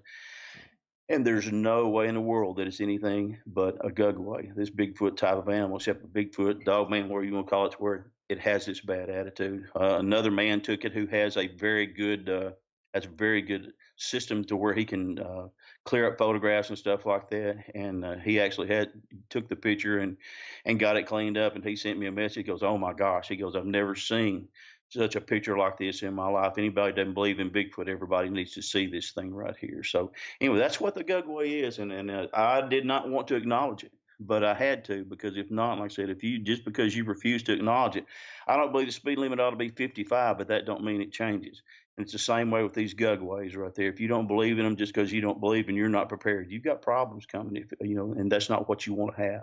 I want to ask you about these creatures, because in your area, these creatures seem to be very aggressive, very challenging. And yet up here in the Pacific Northwest, it really seems that we have these creatures who are out there who are more docile, trying to stay away from humans rather than trying to, be curious or chase them out of areas. Now, I say that as saying that my friends and I have been chased out of an area or pushed out by what we figure could be sentries of these creatures, right. But they don't seem to have the aggressive push that the creatures down there have. Why do you think that is? Is it an environment, or is it just the fact that it's hot out there most of the time in the bogs and the bayous? Explain your theory to me. Well, that's a good point that you made back there as far as for the heat, because the fur coat that these things are carried around with that much body weight, I know when I'm down there looking at them, and I don't go dressed in camo or anything else like that. I'm of the opinion, and I've had research documented to back it up, that these things know you're there just as soon as you drive up. So I'm not up there, but I generally go into summer. I'll go in a short sleeve shirt, long pants with snake boots. Even that's hot enough. But these things I'm sure they're definitely irritated by the weather, the fact that we have mosquitoes down here that are the blasted size of hummingbirds. The animals down here that they eat, like I said, they tend to be a very dangerous animal. To a human being would be dangerous for sure. To a Bigfoot would be dangerous as well. Something like the snakes, the rattlesnakes. We've got rattlesnakes. I've seen 2 rattlesnakes over 8 foot long. Killed one of them myself. We have the alligators. Like I said, alligators. That's just a mouthful of teeth waiting to happen to the wrong person wading across the creek. We have the hogs, the hog population. I've seen 2 hogs that have been killed over 800 pounds. That's like almost a small Volkswagen. They've got teeth that are about 6 and 7 inches long, and every time they open and close their mouth, it's like they have an automatic sharpening system on these tusks. These tusks are a real thing, and this hog has got as bad attitude as what a Gugway has. So when you've got things like that, you've got your deer with your horns. When they do eat deer, they do chase deer, and not all of them are Bambi's mama. Some of them are Bambi's daddy with the horns on there, and then too, they're capable of hurt. So anything that they're going to eat, as a rule, and anything that they're capable of running across in their environment, just like what you said. Canada up there, man, in the Pacific Northwest, I don't know if it's as populated as what we have down here. This down here, we've been pretty well populated, except for maybe Sulphur River bottoms, which is why I think these things, so many of these creatures live there. But because they're not as used to dealing with people up there, yes, they just want to avoid them. Down here in the South, like it or not, everything that people don't understand becomes a monster, and then they want to shoot at it. And that's just pretty well a truism. I wish it weren't so. Every snake they see, people down here, they kill. I don't kill every snake. You and I discussed before. I don't like snakes either, but I don't kill king snakes. I don't kill the garter snakes or things like that that are beneficial. I make sure I get an identification. But these things that y'all have up there, they're not as used to seeing the people who are armed that want to kill them. But down here, this is another. The South, it's kind of like the reputation that Texas has. It's bigger and better and tougher in Texas. Well, that's really kind of true in a way. At least the people that try to live up to the reputation. Texas is a great state. I love Texas. But the same way with Arkansas. These people down here are hunters. They've always been hunters, not gatherers. And I'm sure that during the time of these Sasquatch life, they've been shot at a time or two. I've talked to a bunch of people who have said that they have had guns. Some have shot at them, some haven't. There's actually a show that's called Killing Bigfoot that comes on TV. And these guys, I've worked with a couple of those guys, and I'm going to tell you something. Just like you just said, everybody thinks, oh, well, they're trying to go out there and kill Bigfoot. No, these creatures that they're after are creatures that come up to your house. They kill your dogs. They kill your livestock. They beat on the side of your house. They tear down your fences. They'll holler all night to keep you awake so that you can't even hardly go to work unless you're just a wreck. So it's a different kind of animal, just like you said. They are more aggressive. There is no doubt about that. They're more aggressive down here, and it could just be the environment. It could be something that's bred into them. But it is true. They appear to be more aggressive. There may be an exception to the rule, but I believe that with all my heart. And I understand that, and I can appreciate that. But do we have cases out there, as we got about 3 minutes to go before we go to the break at the bottom of the hour, William, where people have been harmed, maimed, or killed by these creatures down there? We do. I was at the Boggy Creek Festival back in 2015 and had two ladies come up to me, and their brother had been attacked. But it was not an unprovoked attack. From what I understand, he had shot at the creature, and the creature was waiting on him on the way home, and it actually stepped out, bashed him across the trapezius and the neck, knocked him out, then threw him up against a tree. They found him with broken arm, broken leg, where they finally went down to get him. And this guy, because of just like what Dave Hall was telling me about the Ford house, this guy had post-traumatic stress disorder because of what had happened to him. So there are those accounts that you find, like I said, Bobby Ford there on his porch. All he was trying to do was protect his wife. I mean, that thing beat the snot out of him, according to Dave Hall. But so they do. There is those. I've had two encounters. I had one get after me and my dog Tippy, my pit bull Tip. And then I had one that got after me and my wife and my son one night. And I think the only reason for that was possibly because might have been a young male juvenile that had pushed away from its troop, and the difference between male and female that just picked up her scent and decided that I was going to be his butt whooping for the night. And the other one there with the dogs, we had found a track the day before. And so when me and Tippy went down there, then as soon as we got out, he just screamed. Well, she was very loving, but she was also very protective. And the way that she acted, I think, kind of kept it off balance. Where finally, whenever I went down to cast my track and came back, I hit my fob on my truck to where it would start the horn to just scaring it. And so therefore we didn't have the violent encounter that we could have. But they do. There are encounters here where people have had where those things are very, very aggressive with them.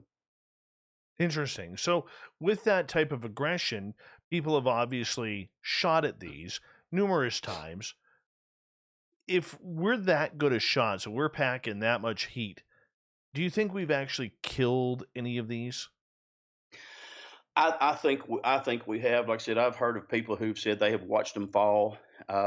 One person told me, said that it was their cousin that actually shot the thing, and that a couple more of the things came out and picked the thing up and carried it back off into the woods. But with the kind of firepower we have, it would be hard to believe that it eventually didn't die later on. At least in some of these cases, if these people are telling the truth, like I said, they have. the people that have shot them. At first, they're all braggadocious, and then at the end, you hear them and you hear the remorse that's in their voice. So I think on that case right there, that kind of tells you, well, it wasn't quite as bad of encounter as you thought. You just got scared and you shot something. Thought that was the best way to get out of the situations. But I think they've been shot at, and I think they remember that. Man, that's an intelligent creature. Well, all right. I'm going to get you to hold on right there because we are going to go to break here at the bottom of the hour. Our good friend talking Sasquatch and the Fouke Monster all night long is Mr. William Lunsford, all the way down from Texarkana, Texas. And we're going to continue learning about this creature, what it is, why is it scaring us, why haven't we found a body as of yet if so many hunters and gatherers have shot at this creature. Maybe we just piss it off too much and it gets really mad and it runs away. Spaced Out Radio continues right after this.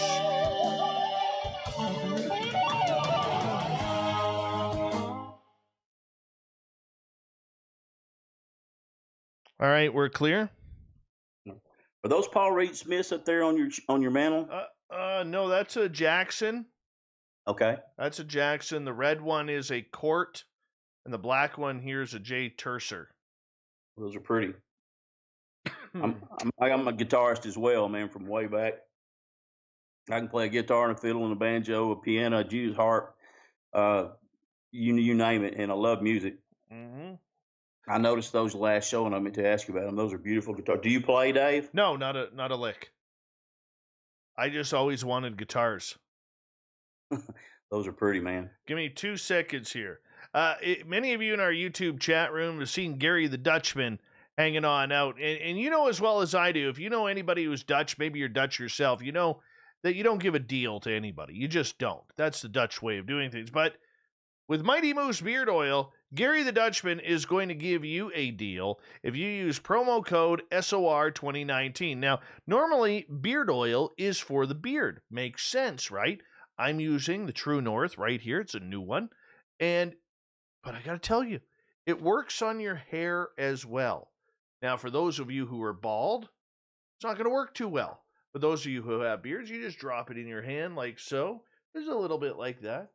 You massage it into your hands, and then just massage it in. And ladies, this is great for your hair too. It helps prevent split ends, keeps your hair moisturized. It's all natural, no chemicals. Oh, Gary the Dutchman, taking good care of me. That's what it does right there. Hey, Fast Hemi, how you doing? So check out MightyMooseBeard.com. Check it on out. They're a good sponsor of ours. Use promo code 2019. And now until the end of April, $1 from each purchase goes to support the Parkinson's Society of British Columbia. Parkinson's is a disease that it hits close to home for Gary the Dutchman. We want to make sure that he helps raise $1,000 for that. So you can check it on out. Put it in your hair, put it in your beard. You're going to smell great. You're going to look great. Man, woman, or anything in between, whatever. You got hair, you can use Mighty Moose Beard Oil. Check it on out, MightyMooseBeard.com. All right, William, there. I'm done. Good deal. Thank you, Gary. I appreciate you doing that. I have a good friend who has Parkinson's. Boy, it breaks my heart to watch him as he goes through there. So I admire him for what he's doing. Thank him for that if he cannot hear me. Oh, he can hear you. Gary the Dutchman can hear you. He hears everything.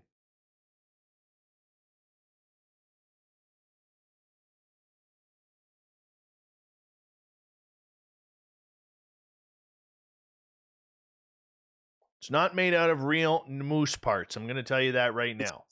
Not made out of real moose parts. Is it MOUSSE? No, it's MOOSE. Okay. Mighty Moose. Mm-hmm. Andrew's asking, can we send the Mighty Moose Beard Oil to them booger women? Sure you can. Sure you can. Clean up that smell a little bit.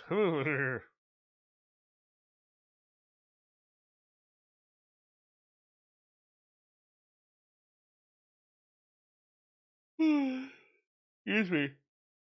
All right, we've got about 2 minutes here. 2 minutes.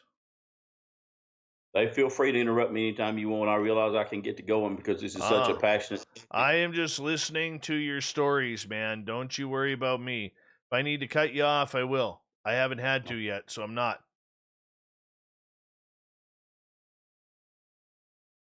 Mm-hmm. I'm having a good time, dude. Thank you so much. I am too. Thank you, Dave. I appreciate that.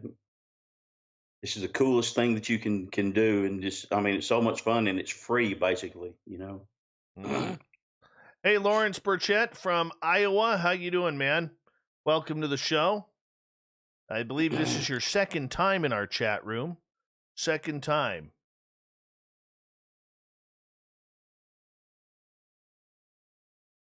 Yes, Vinster, it's slut water, not twat water. Slut water. The Dave. What's going on, the big Dave? What's happening, man?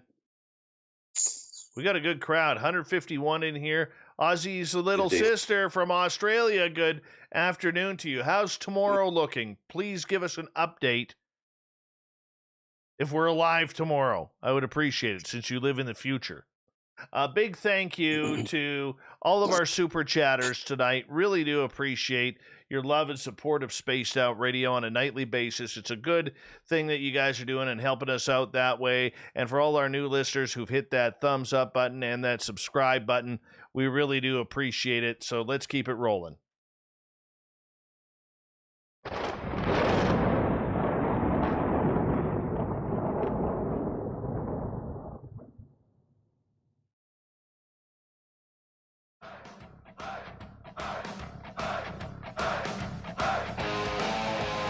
We passed the halfway point of Spaced Out Radio tonight.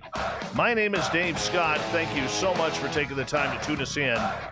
We really do appreciate earning your listening ears. I want to remind you that if you've missed portions of this show or others, check out our free archives by going to youtube.com/Spaced Out Radio. Just do old Davey the favor, hit that subscribe button, our website, spacedoutradio.com. We have a plethora of features for you, including rocking out to Bumblefoot and reading up on Captain Shirk's SOR Newswire. Follow us on Twitter at Spaced Out Radio and on Instagram at Spaced Out Radio Show. The Fouke Monster, Sasquatch, Bigfoot. Who's shot at it? Who has it? Who's killed one? Who hasn't? Why do we not have a body? We're going to find out from William Lunsford here, who's a researcher out of the beautiful state of Texas. William, welcome back. Thank you. Now, I'll tell you what, you know people who have fired on this creature. Right. They say they have. I'm gonna preface that. They say they have. All right. So this is what I've learned, and please correct me if I'm wrong. A lot of people who raise a gun to Sasquatch or any type of cryptid creature, a lot of them tend to saying that they had to put their rifle down and lower the rifle because it looked too human to shoot it, number one. But number two, they also talk about a telepathic message that they've got saying, this is really going to ruin your day if you fire your gun at me. But number three, we do hear of people who have fired at this, and basically they've said that it's almost like the bullets had absolutely no effect on this creature whatsoever. What are you hearing about this? Dave, I've heard basically the same things. The one that have shot, I've heard of some that have been supposedly knocked down. I also know that a lot of time hunters are about like fishermen. They like to brag about something and stretch the truth a little bit that maybe it didn't happen quite as they say. But whenever you do shoot one of these creatures or any creature, and it gets that feeling it's going to die, these creatures will go off into the thickest, most remote areas to die, because if they don't, then the other creatures that feed on carrion and stuff like that will find them while they're still alive, and therefore they'll eat them still alive. So I think that's one reason that if one of these creatures has been shot, that we don't find it. It could be some people. I know for a fact that they run in troops or groups. Sometimes some people think these are family units. Some people think these may be just some that have just buddied together or whatever it is, some that have maybe, quote, born at the same time or something like that. So they say that they look after each other. I believe that with all my heart. They tend to hunt together. They have a pecking order. They have a certain way in the way that they hunt, that a certain one will be dominant, a certain one will go here, a certain will go there. Especially when they're hunting deer and hogs and stuff like that. I actually have here from September the 14th, 2020 last year, I have a cellular game camera out. And that night, about 1:30 or 2 o'clock, the game camera alarm started going off. So I looked at it. And when I did, I've got a picture of a deer, and I mean a big, beautiful deer that any hunter would be proud to kill. And all of a sudden, he takes off running. Then the next picture I get is just his behind as he's running. Well, then the next picture I get is a rock that's flying by my camera. Then the next picture I get is a rock flying by my camera because the light stays on while it's recording. I get 5 pictures of rocks. The last one actually has 2 rocks thrown at it.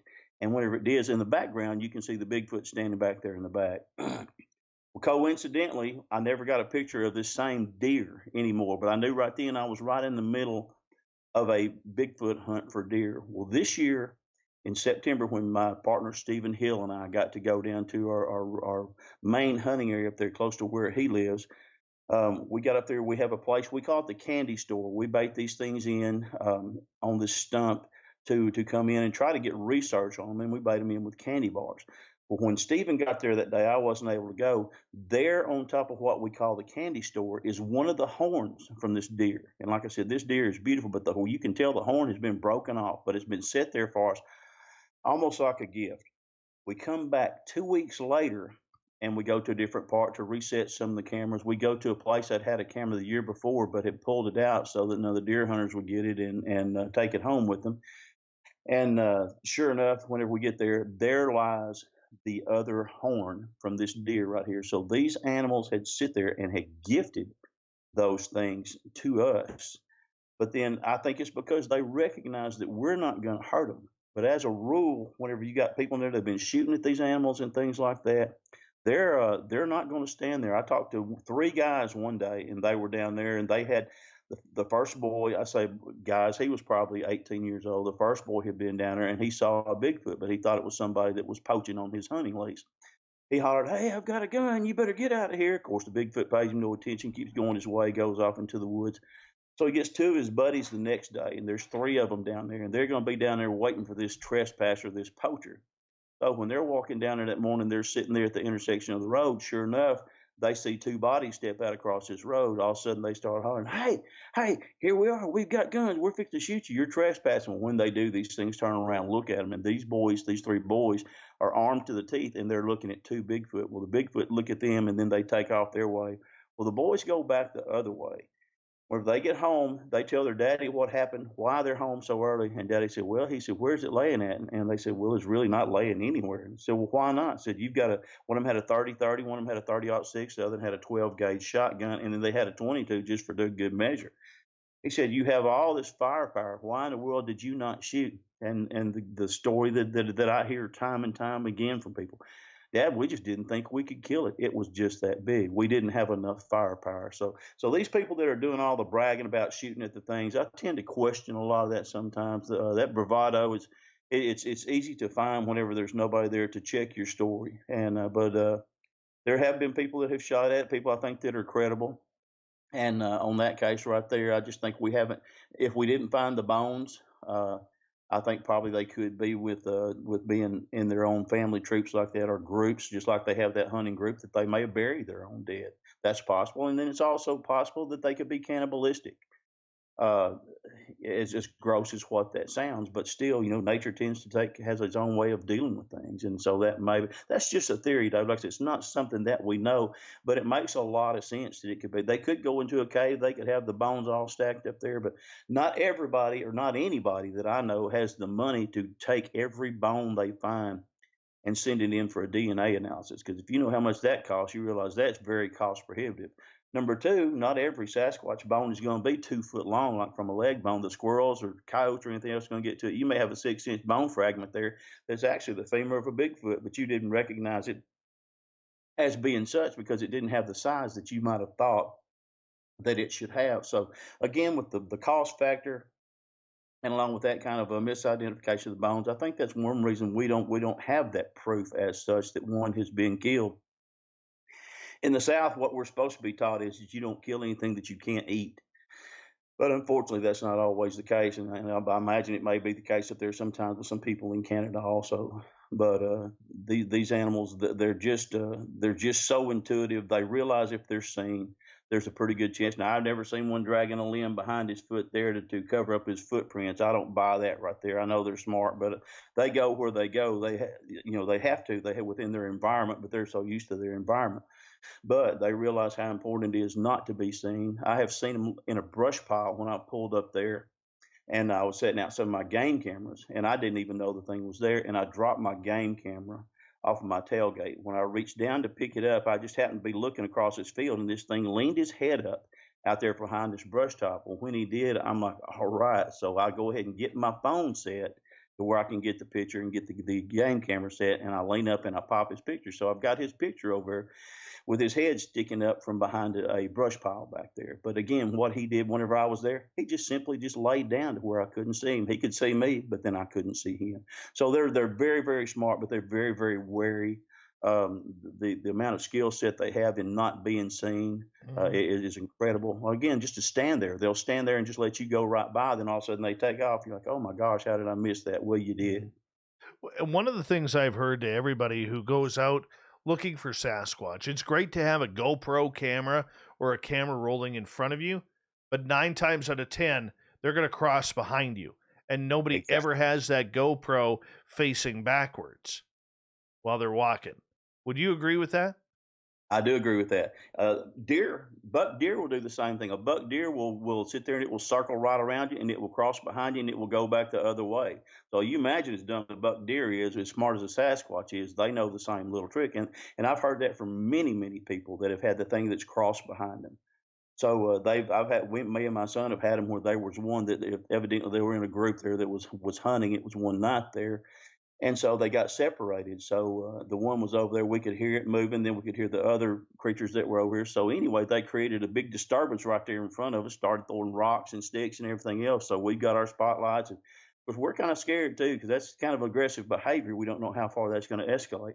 All of a sudden we hear the one run across the road up there, then they're together, then they just take off, So that's pretty smart behavior too as well. So these things, again, like I said, we're not dealing with some kind of animal that's just that's not on top of its game. It knows its territory so well. It's almost to the point of being obsessive compulsive or even autistic.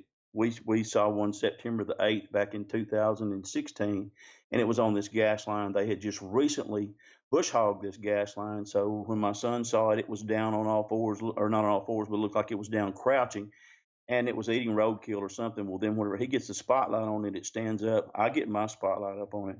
Well, it starts walking towards us, and then it just ducks down. And whenever it does, it sits there for a second or two, realizes we still got the lights on it. It starts walking again, ducks down again. We still got the lights on it. So it does this 3 or 4 times, the same scenario. Finally, it ducks underneath a pine bough, and then as we're sitting there looking at the eyes glowing, looking at us, walks towards us a little bit and takes off. We went back the next day, and whenever we did, every place that this thing went and it bent down, there was the trunk of what used to be about an arm-sized tree right there that had been bush hogged down. But it knew that the tree should have been there, and it should have been able to hide from us, but it couldn't. That's the kind of familiarity that these things have, and the kind of obsession they have as far as from knowing their area. When you have that, that's hard to deal with. We don't have that kind of skill set as human beings, but they have it as Bigfoot. Okay, well, that kind of makes sense to me, but let's get back to the shooting of this creature. Okay. All right. There's so many rumors about what happens if you actually shoot at it and hit it. And people who are making claims of killing one of these creatures, we can only take their word for it. There's never a body or anything like that. Like, I'm sorry, but even if you're with a group of people and you're that armed and you've just dropped something like that, why wouldn't you try and grab some hair or a hand or the head or something? Now, I understand with what you're saying about there's others usually around and they're going to be very, very angry. I get that. I can appreciate that. But I mean, if we're all trying to prove this creature and these people are making boldish claims that they've killed this thing, we got to go after that, man. We just can't. And trust me, I'm not a kill person. I don't want to see one of these creatures killed. I would prefer to see it walk right in front of me. And that's good enough for me. But that's good enough for me too as well, Dave. Now there is one person out there, and I'm not going to call any names. Like I said, I don't publicly chastise other Bigfooters or whatever, what they claim to be, but there is one person out there that claims to have killed a baby Bigfoot and killed a mama. And on the one show, whenever he was being interviewed, he was very, very remorseful. He had tears in his eyes. Said he had in hindsight he wouldn't have done it.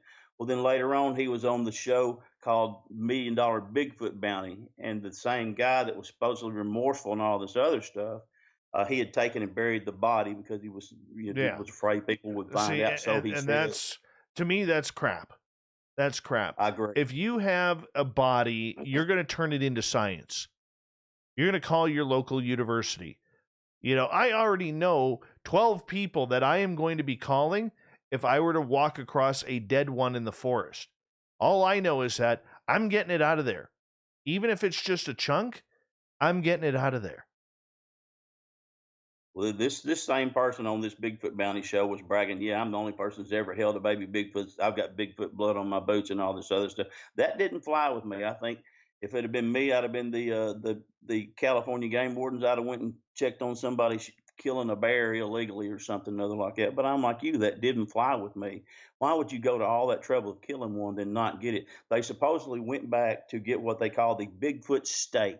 It was a piece of, he dug it up. Of course, it had snowed since then, dug up what he had, found a piece of meat with some hair attached. It was checked by the guy, I think his name was Sykes, the guy from England over there, the DNA expert, and it ended up being bear hair. So I'm kind of like you. Those things, I just don't buy that story. I'm not calling him a liar. I wasn't there, but it doesn't make sense to me because you've gone to that much trouble.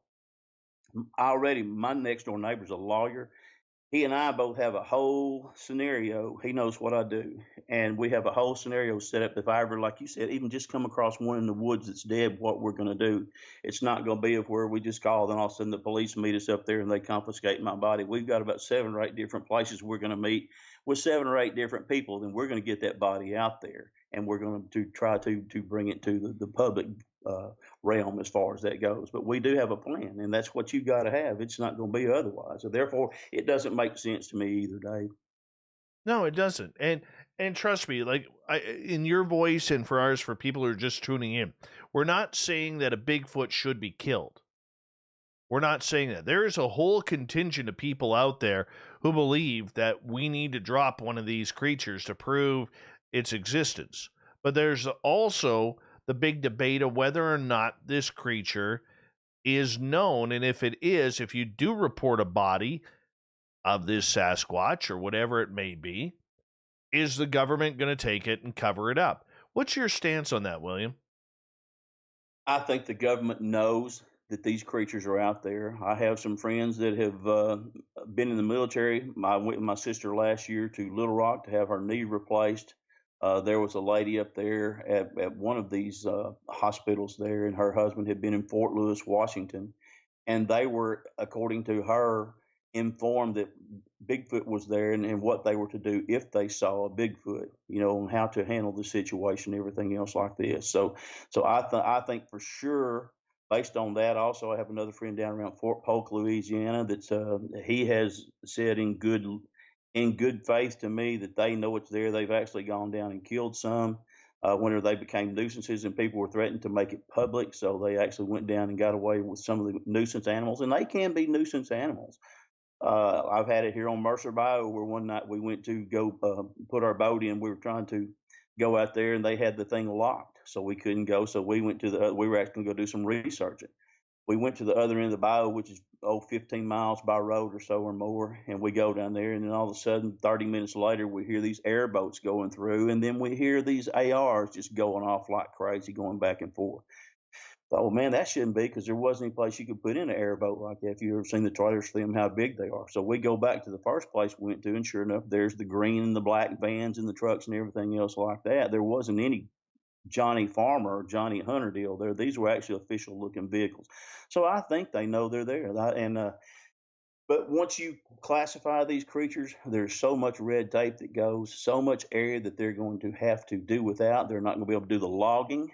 They're not going to be able to do sometimes where you run the water there to get the electricity. They're not going to be able to do that because of the rules that are in place by the people who believe in protecting these creatures. So therefore, they just keep it quiet, and it's a money situation. And two, it could be, some of it could be they may actually have enough of our good interest at heart.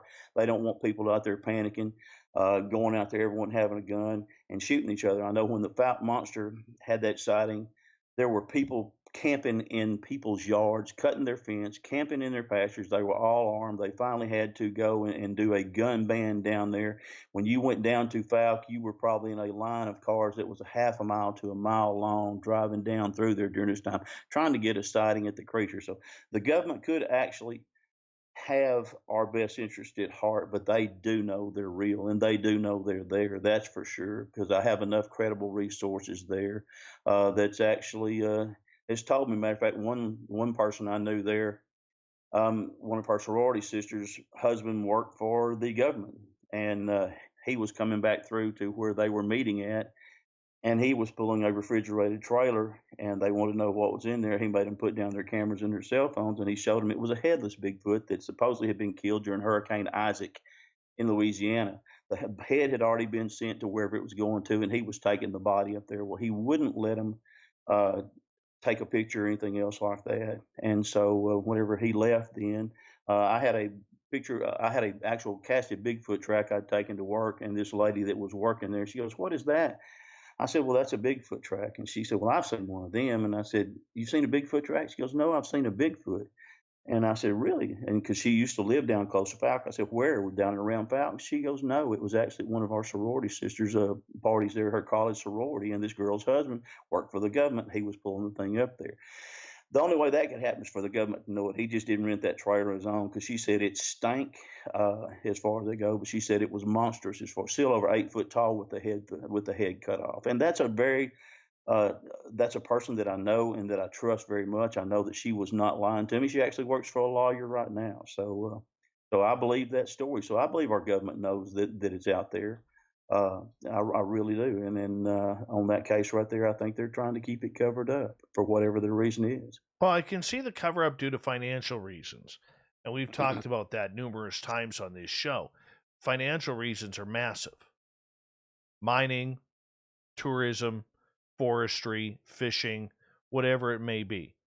All right. And for people who don't understand that, when you find a creature that's endangered or a brand new creature, the government immediately shuts down everything in that area. Like, people are not allowed in that area until they are complete with their studies. And it could take weeks, could take months, could take years. And that's just the way the government does it. You know, they've done it for owls in Oregon. They've done it for other creatures around North America. And that's just the way it goes. But with this one, yeah, the snail darter at Tellico Dam in Tennessee, they'd already done most of the construction on that dam. All of a sudden, they discovered the snail darter. They shut the whole thing down, and for what it did to the economy and everything else. So like you said, that's kind of, since money tends to be their motivating factor. I don't think they have such a heart for a snail darter. Maybe some of the people do. But like you said, it's involved with the money situation. Once you hit somebody in their pocketbook, then you've hit them someplace that they're going to feel, and they're actually going to make their judgments based on that, a lot of times more so than what they're claiming that their reasons are. fully agree with you. Fully agree with you on that. But it still doesn't. I mean, I'm still not convinced, William, that the government is hiding this creature from people. I think you're right. I think they know about it, and they don't want to talk about it because they may not see an interest in it right now. Mhm. But I don't think they're running around super soldiers that are, have been bio-created in some laboratory. I think it gets a little bit ridiculous at those points. The Russians tried that super soldier thing before there, and it didn't work out there. I'm like you. I don't think they have it I think it's a creature that they have come across and they realize it's there, and they're not going to tame it as far as that goes. So what do? They just manage whatever they let get out to the public as far as the information, and they say, well, what you don't know won't hurt you. Maybe so, maybe not. But if somebody gets killed by one of these things, then the government's going to be liable. And I'm going to take a dim view of that if that's somebody in my family or your family that gets hurt because they didn't want this to get out for whatever reason they had. Yeah, but you could say the same thing with aliens right now. Sure. Exactly. Look at Roswell. What was that, 1932? Isn't that right? And we still don't know any more than what we did, back then when that supposed spaceship, crashed out back there then. So you're right. We could say the same thing with aliens. It's supposed to be the government's job to protect us. But a lot of times they want to protect us from ourselves, or at least here in the United States government want to protect us from ourselves. And I don't need that. I'm a pretty smart guy. I can take care of my own self. William Lunsford, we have him for another 30 minutes here on Spaced Out Radio, talking monsters. We'll get into little Dogman and other weird creatures that he's come across with next on the Mighty SORs. We turn to hour number 3.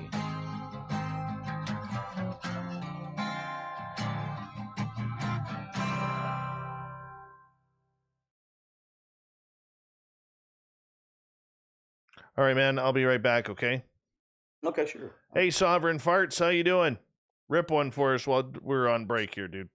You know we like to do things a little differently. We're not some faceless organization collecting money for a nebulous cause. Our donor dollars go directly toward life-improving items. Then we give those items directly to an underdog who needs it most. To become a donor with Spaced Out Radio's official charity, Chive Charities, just go to chivecharities.org/donate. Hello, this is your guitar man, Ron Bumblefoot Thal, and I have to tell you, I love the response I get for Little Brother is Watching from Spaced Out Radio fans. It's amazing how music can inspire and make people think deeper about what's going on in the supernatural world. You can head over to my website, bumblefoot.com, to check out my music, my guitar workshops, my touring, even check out some of the hot sauces that I'm working on. And make sure you keep on listening, because with Spaced Out Radio, you know Little Brother is watching. We're adding to the entertainment online for Spaced Out Radio.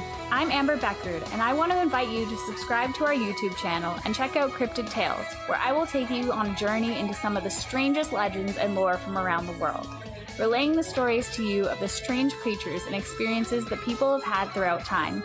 You can find Cryptid Tales at youtube.com/Spaced Out Radio. And while you're there, don't forget to check out our free archives and leave a comment. See you there.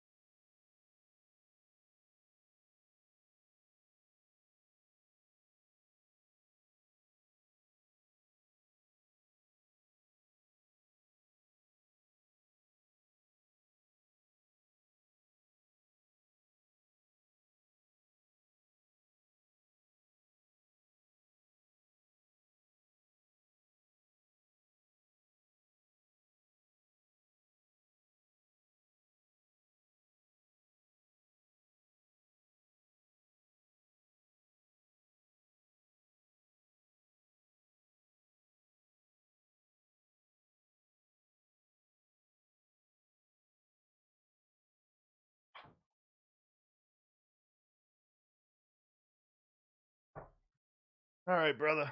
I am back. And we got a couple minutes left. Good times tonight. Hey, T-Rev, how you doing, man?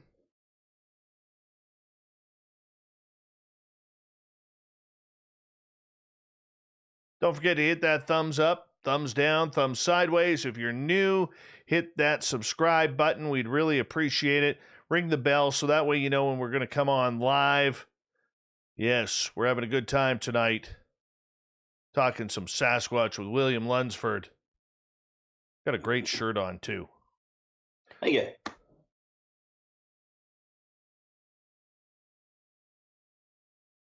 Hi, Terrible Times. Good to see you.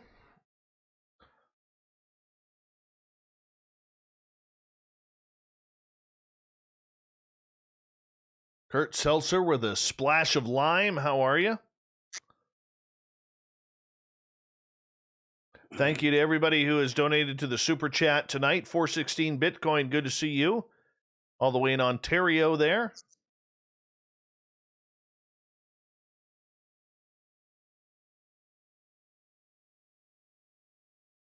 Oh, Cosmic Flower's still here. Look at that. Look at that. All right, we got 15 seconds left, everyone. We're going to have a fun final half hour. Just hold on until we get through the break, and then I'll say goodnight to you properly. Okay, Will? Sure, buddy. All right, hold on, guys. Here we go. 5 seconds. Let's rock and roll.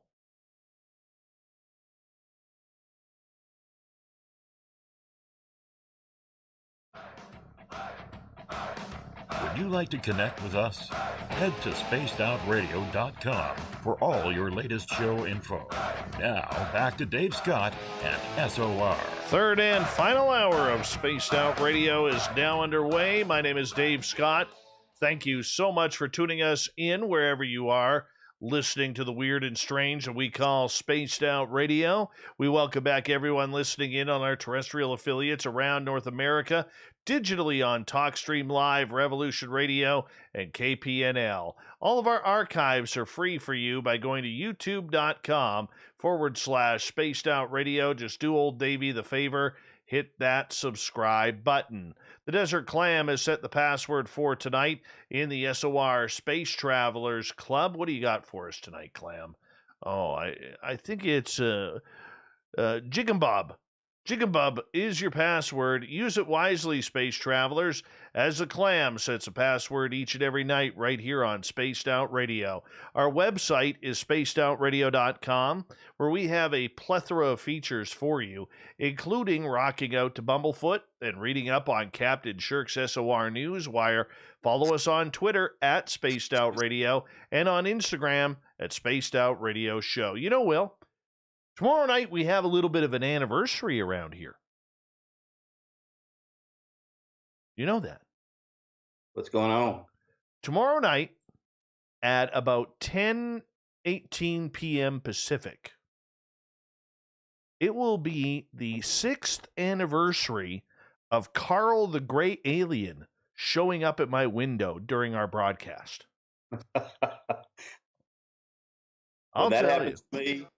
That's whenever I'm gone to another state. I'm telling you right now, man, that still affects me. Like when you were talking earlier about what it's like to see a Bigfoot and how it changes you, the window was like 7 feet away from me, if that. And to see that big gray head with those giant black eyes staring back at me from the other side of the window still scares me, man. Still scares me to this day. Unbelievable. Unbelievable. So we'll welcome Carl in tomorrow night, but we're going to talk some monsters with you now, because you don't only just track Bigfoot or the Fouke Monster. You're into Dogman. You're into all sorts of creatures down there in Texas. What else are you chasing down? Well, there's several that we've got, some that we haven't even classified. Sometimes when you get a picture of something on your game cams, it creates more questions than answers. But again, Gugway, because I saw the Gugway, realized that I had to learn more about that creature. The Dogman the same way. I've always been deathly afraid of Dogman. I would jokingly tell people if I ever saw a Dogman for sure, then I was going to become a greeter at Walmart and stop all my research. We also have what's called a devil monkey, and that sounds like something that you would hear on Family Guy or whatever, something like that. But it's not. It's actually almost like a little baboon-like creature, but it has very, very sharp teeth. It's got the pointed ears. For an example of that, you can get on your internet and look up the DeRitter roadkill, as in DeRitter, Louisiana, and one of those things was killed on the side of the road. Then we also have up there on our area. Again, I said last show that we did, there's things I don't talk about. It's hard enough to get people to believe that Bigfoot is real, and then I didn't want to admit Dogman for the longest. Number one, because that creature terrified me, but number two, because for my family, for everybody, so, oh yeah, your dad believes in Bigfoot, Dogman, ghost, blah blah blah, and I didn't want to put my family in that kind of defensive position. But we also have what looks like to be a gargoyle up there. The head is bald. It has a very big hump on the head as far as it goes, and the ears are sharp and pointed and stick up about 2 inches off the side. And the eyes on that rascal are just extremely red. I mean, just like tomato red. And that scares me as well. So because I don't know what these creatures are, I don't know enough about them. And since they haven't been classified, there's not a group that you can actually go to and say, okay, well, this is what I'm going to learn. So it's basically, I'm just learning this by myself. And so having to be careful again, going out there again, like I said, armed only for protection, but then, like you said, trying to do some real scientific research instead of opinion research. Looking at people think that, oh, well, you just go Bigfoot, you just go and you look at bent trees, and then you look at scuffs in the dust mark someplace where an armadillo is dug up and claim that it's Bigfoot. That's not so, man. There's a lot of our research we try to figure out as far as what the structures mean. We try to figure out when we look at the tracks. Sometimes the tracks, the different shapes that they have, whether the skinny ones mean it's a female, whether they have the kind of parentheses shape to them and stuff like that. The ones that have the splayed toe sticking out. I could show you. I sent it to Duke Sullivan's show there on World Bigfoot Radio, a comparison shot of what's called the most vicious chimpanzee troop in Africa, and then a picture that my friend Michael Waldy has gotten. And if you look at the two, they're just so daggum similar. It's hard to believe that at least there's not one species of Bigfoot that could possibly be an ape. So you look at these things. So again, we're just kind of flying by the seat of our pants. Even about Bigfoot, we don't necessarily know a lot of things for sure, but learning those things like that, and when you see them, and it's something that's appeared several times on our game cameras. And so looking at that right there, that's something that we're looking towards. Most animals have a feeding area and a bedding area. We'll try to find where the feeding areas are and the bedding areas are to try to put some kind of a scientific spin on that, so that we can at least have some kind of knowledge and some kind of predictability to our research next time, have a place to pick up and start from. So it's pretty interesting, really, because there's a lot of things out there that we don't realize. I didn't want to acknowledge some of these creatures, like I said, Dogman and Bigfoot especially. I mean, Dogman and Gugway especially. Bigfoot, since I've had it, it's affected my life since I was 17 years old. It's just kind of like my older stepbrother. But the other ones there, when you have those things like that and you don't know enough. So trying to learn about that. Native American tradition, they have tended to respect these animals and to acknowledge these animals a whole lot more than what we have. And so I've been spending a lot of time actually trying to do some study along those lines as well, to see what it is, why they think these things are, and things like that. And so far it's been real interesting. I haven't got anything that I can just definitely put my thumb on and say, yeah, that's it. But except the fact that I know they exist because their pictures keep popping up on my game cams. And I think you'll acknowledge the pictures I sent you they're definitely, the animals are real. They're there. It's the big eye don't lie. Whenever you get something like that right there, you can't understand it. Sometimes you just got to accept it and go on. A lot of these creatures, whether it's this gargoyle, whether it's Dogman, Bigfoot, whatever it may be, are they treading on each other's territory? Yes, they are. Down here, what's really strange, the Bigfoot and Dogman tend to run together, as stupid as that sounds. About a month and a half ago, my partner Stephen Hill and I were up there at our place there in Arkansas, and we had, what was really funny, we have a certain way that we go and set all the cameras. That way we get the SD cards. We know which ones are which and which ones came from which one. But this time we went in there, and we went through backwards, kind of counterclockwise. Well, whenever we did, as we're coming up right about the time that twilight is, we look to our right, and up from the bottom of this hill comes 3 Bigfoot and a dog man, and they didn't see us. The wind was in our favor, and the grass was kind of in our favor. We were kind of up on a hill, and where they were, all of a sudden, when the first Bigfoot sees us, it ducks down into the woods, as I explained a while ago. And then we didn't see it anymore until it was finally in the edge of the woods. Another one stepped behind a tree, stepped beside a tree, and the other one actually stood behind the dog man. But we see the dog man walking up there with us. So they actually tend to run together. We've got tracks there that are almost side by side. We've been finding this track line. It looks almost like an animal foot on a pogo stick because, again, they're the same way. They're in what's called tightrope position right there. We found it in 2019. We found it in 2020. Again, we found a few tracks this year, and then we actually had the sighting of that dog man up there where we are. So to see those things like that, we knew it was there. And again, like I said, it wasn't at first. It just sounded so silly. Well, everybody's like, "Oh, well, man, you guys are just getting carried away." Well, then, like I said, once you start getting evidence, and I mean evidence, you've got tracks. I've got tracks with daggum claws on there that are nowhere near similar to what Bigfoot tracks are, and got the pictures of them, and and we're not finding a whole lot of dead animals as such. We find some that are being just really ripped and gutted, but other than that, not like what you would expect, just animals laying all over the place. So it is, but it's things like that that we're finding that we're trying to learn about, and it does. It's kind of unnerving to you to sit there and realize, oh my gosh, I didn't know that these things, but their territories do coexist. My partner Stephen has them on his land, and he's got a picture of probably a whole troop of animals. It's far enough away you can't really see for sure which ones are Bigfoot and which ones are dogman, except for 2 of them. And then you can see that one of them is at least a dogman. The other is probably a dogman because it has the ears. So they do tend to, their ears tend to overlap, and where it's a symbiotic relationship that benefits both of them. We don't really know that, but we know that their territories are overlapping. And where we are, there's caves, there's mountains, there's pine thickets, there's rocks, there's mountains, clefts in mountains. So there's all kinds of places for these creatures to hide up there. Down here, we're not seeing that so much here in Texarkana around Fouke. Everything seems to be, quote, Fouke Monster type Bigfoot, the kind that have the cone head, that have the boat paddle feet, black, 7.5 to 9.5 foot tall. So I think it's the area up there it's just different, but it is different, and it is a real thing. It's not something I'm trying to pull somebody's leg with right now.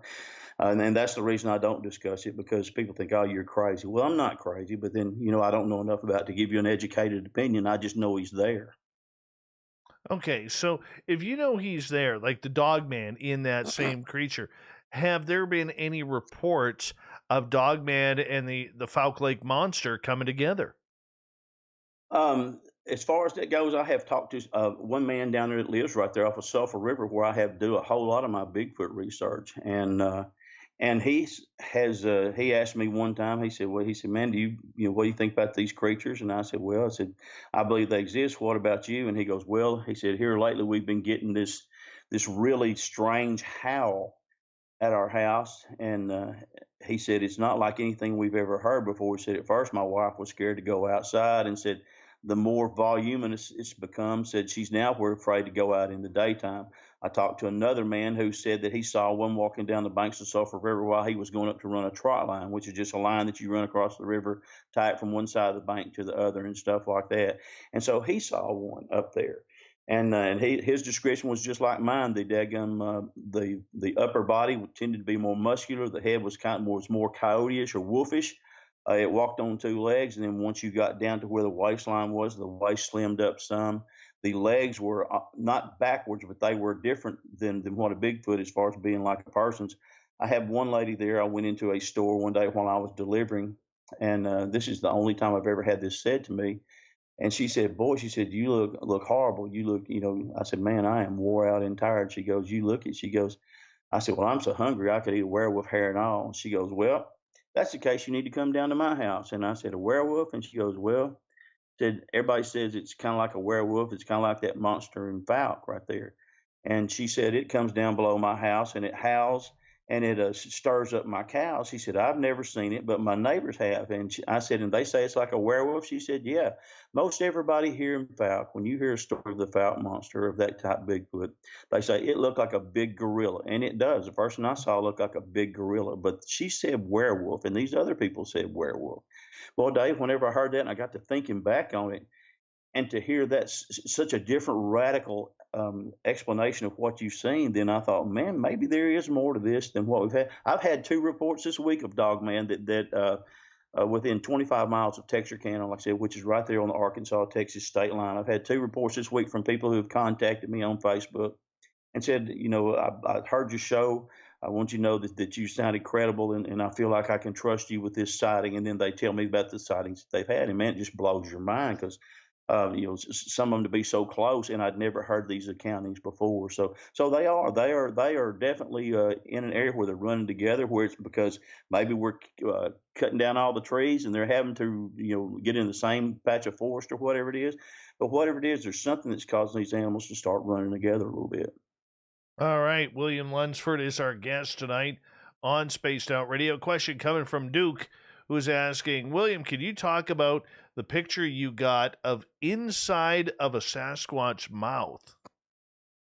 I can. I have a Bigfoot. I sent these pictures to you, Dave. I tend to send my pictures to Duke. Duke, so if you know anything about Duke's format, he's got a wonderful show.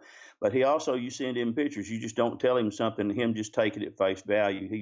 He's just like you. He has some really good questions, some scrutinizing questions. And so I sent him a picture of a Bigfoot that bites my camera. The one of them has real big block teeth. The tooth pattern is kind of like an ape pattern. But the other one that I sent him, I sent him 2. There's one, and the teeth are basically all canines. I mean, they're just sharp and they're gnarly looking.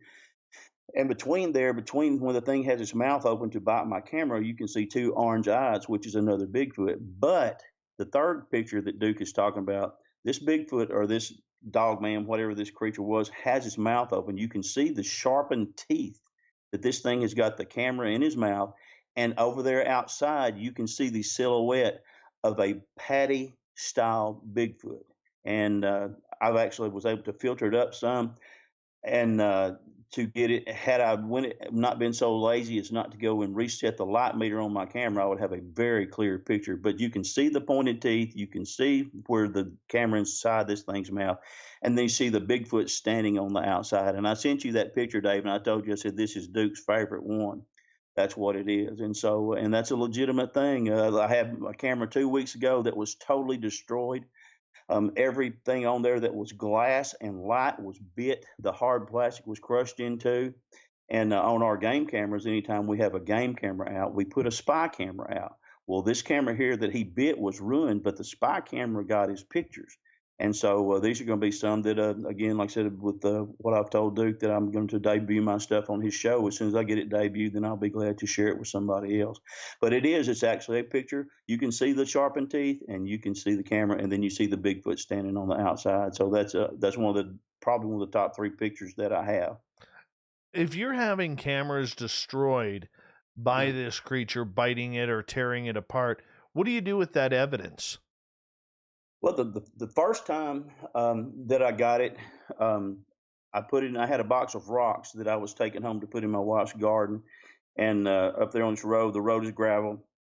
It turned over, and I totally tore it up, even worse than what it was. And like a fool, I didn't keep it. I just threw it away. And then I thought, well, how dumb was that? Well, then the second one that I had, the one where the Bigfoot comes up, and you can see, like I said, all the teeth pattern, and he's got it up there in his mouth.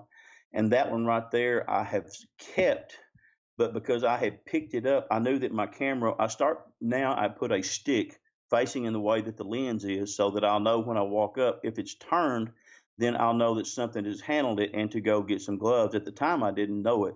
So I went ahead and picked this camera up, and I would have had Bigfoot DNA from the teeth and also from the hands. So now I'm more prepared. I carry the sterile gloves with me, and I carry a sterile plastic wrap. And then whenever something like that, and I notice that the camera's been moved, then I don't take any chances. I handle it only with the sterile gloves on like that, and hopefully I can get some DNA. I also have a baseball bat that one bit. and did the same way. And I just was just unprepared on that when I reached in and grabbed it before I thought about it. I thought, what an idiot you are. Sometimes, you get so caught up in the moment that you just forget about what you're so excited you forget about what your whole purpose is research, because you're so amazed at something this creature has done. And I'm guilty of that, and I think we all are in some ways, but I try to remedy that. So well, it's because of the excitement. You see, exactly. I know at my own gifting sites, I see something that's moved, I get all excited about it. I'm not trying to prove it to the world, I'm trying to prove it to myself. Exactly. But that's a little bit different for what you guys are going down there, is it not? It is. Like I said, we are actually doing, like I said, not just, just have fun frills research. We're actually trying to find something. We have a stump there, and I have sent this picture to Duke where there's a baby out there. We're putting Legos, we're putting marbles, golf balls, and candy bars to see if they have a color preference for one, to see if they have a shape preference, number two. But right here during one of the lightning storms that we had, all of a sudden we get a picture, and here's this baby Bigfoot that's over here squatted down in front of this gifting stump, and he's actually rearranging the Legos, and I'm sure he's already eaten the candy bar. And so I'm not sure if I sent you that picture, but I did send it. It's on Duke's show as far as World Bigfoot Radio episodes 91, episodes 104. If anybody wants to see these pictures, I tend to send more there. And so it is. So it's really one of those things that where you can get that DNA. We're trying our best on that right there. And like I said, sometimes that excitement just gets the best of you. And then my wife chastises me every day, said, "You're the worst Bigfoot hunter there is," until I actually got a peanut butter lid that one had brought back to us from a peanut butter jar. I put it in a bag, had everything sterilized, and we were getting ready to remodel the house. And she reaches inside the bag, pulls out the lid, said, "Oh, what is this?" I'm like, golly. I said, that was that Bigfoot peanut butter lid that had the DNA that wasn't contaminated until you just put your hand in there. She goes, "Oh," well, there's nothing else to say. But it's the excitement of it, that gets you involved like that. We got 2 minutes left. I want to get Jeff's question in here. He is asking, so who should we call first if someone sees a dead Bigfoot? Should we call a government agency or a specialist at a university or a Bigfoot research organization? I would probably, if it was me, Dave, I would call a Bigfoot resource organization. As backwards as what that sounds.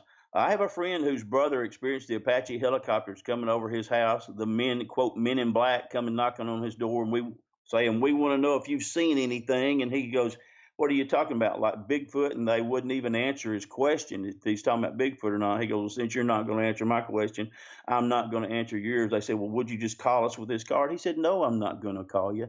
But like I said, 2 nights later, here come the Apache helicopters. He hears the same kind of shooting that I was describing a while ago. So I would call a Bigfoot research organization. Somebody that's reputable. I'm not going to say which ones I wouldn't call. I said I don't want to criticize them, but I would find somebody that I really trust before I ever admitted to it, and I would do that. Then the second thing I do, I get me a lawyer. As far as it goes, like my next door neighbor's a lawyer, and that way we've got some legal channels to go through. And then at the end, I would call some independent witnesses, as far as that goes, to document what you say and that this is yours, this is something you have found. And then the last one I would be I've never reported a Bigfoot sighting to any law enforcement that I've had. I've told the game wardens I've seen it, and I've told the policemen I've seen it, and they know that's what I do, and they believe me. But as far as just reporting it like, "Oh, well, I had a Bigfoot sighting, come check this out." No, I've never done it and wouldn't done that. I think that right there is the first step to disaster, is getting somebody that really, number one, they may not believe you, but number two, that has an ulterior motive to not take your sighting credibly. Very true. My friend, it is that time of the night where we have to prepare to say good night to you. And I want to say, William, thank you for coming on Spaced Out Radio. Where can our audience check out your information and your research? Right now, like I said, get in touch with me on Facebook. I'm everything that I have debuted as far as pictures on Duke's show, I'm willing to share with other people, because it's basically just public knowledge right now, public domain. But I do have a book written. There's some things that I haven't put out there yet, and so, but I'm very open to discussing things with people. Like I said, I've sent pictures to people. I've sent pictures to people all over the country, and I think they'll be relieved to say, hey, I know I'm not crazy. Yes, this guy has got a picture of a Bigfoot looking at me from 4 foot away. So just to get on me on Facebook, it's under William Lunsford, and you'll see a picture of me sitting there stroking my little, like I said, my new ZZ Top goatee here, and right there by a cutout of Duck Dynasty. And I'll be glad to talk to you. Now, I stay in Facebook jail a lot, so don't expect an instant answer. And for that, I wear that like a badge of courage. The more Facebook hates me, the happier I am. So, my friend, thank you so much for the first time coming on this show. It won't be the last. William Lunsford, everybody. Coming up next, we have the SOR Newswire and the Thought of the Dave. Stay tuned.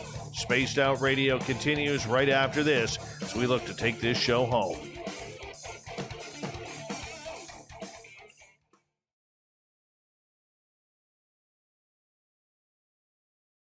Great show tonight, buddy. Thank you, Dave. Appreciate you, buddy.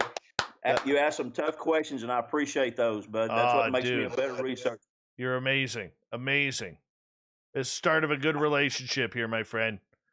I hope so. I've been able to, the shows I've been on, to remain friends with everybody, and I appreciate them for what they are. I appreciate you for what you do, man. You've got a way of reaching people that's really, it's special. When you find that right there, you've got the it factor. Whatever the it is, you've got it. It's the power of the hair. It's the power of the hair.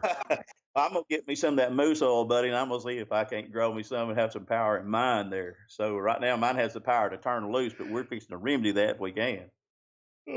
Excuse me. I hate yawning at this time of night. But when you work 2 jobs a day, you get a little tired. But I don't see how you do it. It's 1:30 right here, you know, and I'm tired too. But, man, I'll tell you, I don't see how you do what you do, man. And your stuff is fresh. I've listened to your shows since I've been – man, you've got some – you're a funny guy. Man, you bring it out. Your audience loves you.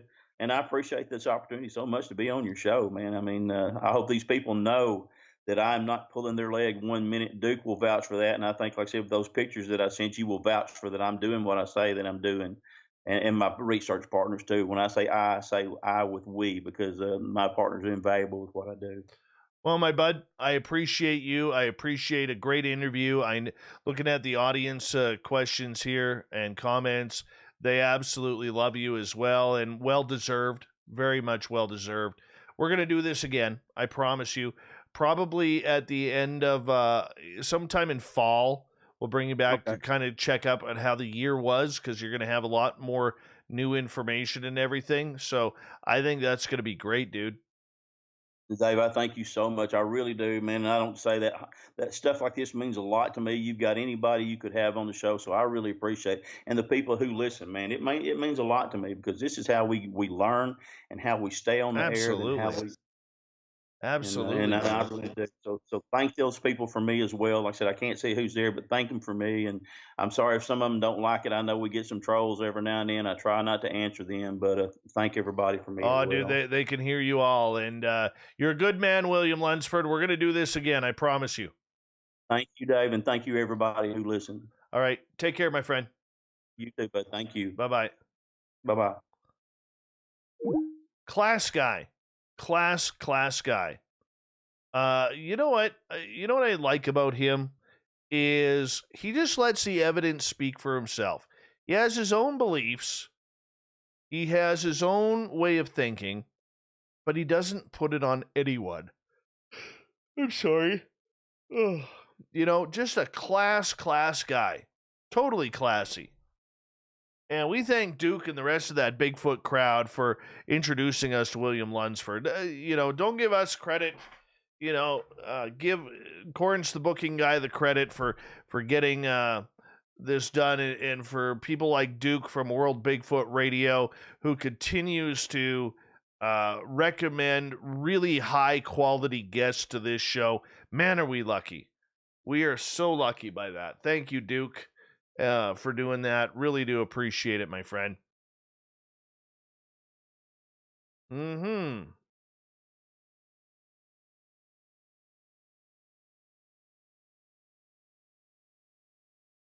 I swear to God, I'm trying not to yawn right now. I really am.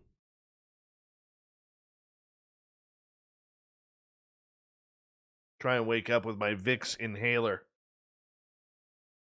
Oh, that's better.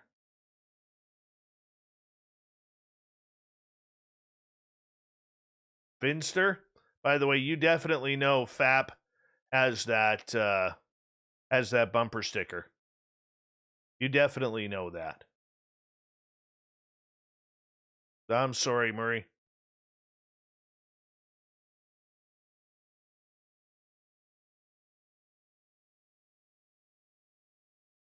I actually started eating healthy yesterday. Went grocery shopping, literally waited for my fridge to be empty, went grocery shopping and bought like straight health food. Because old Davey wants to pare down some pounds here. Hi, Elaine Millard. How are you? Welcome. Better late than ever.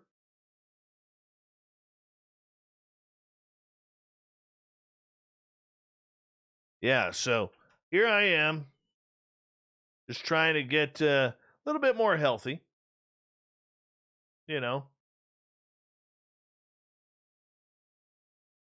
All right, big thank you to everyone who donated a super chat tonight. We really appreciate it. Thanks for all the love with the thumbs up, thumbs down, and our new subscribers. Here we go, everyone.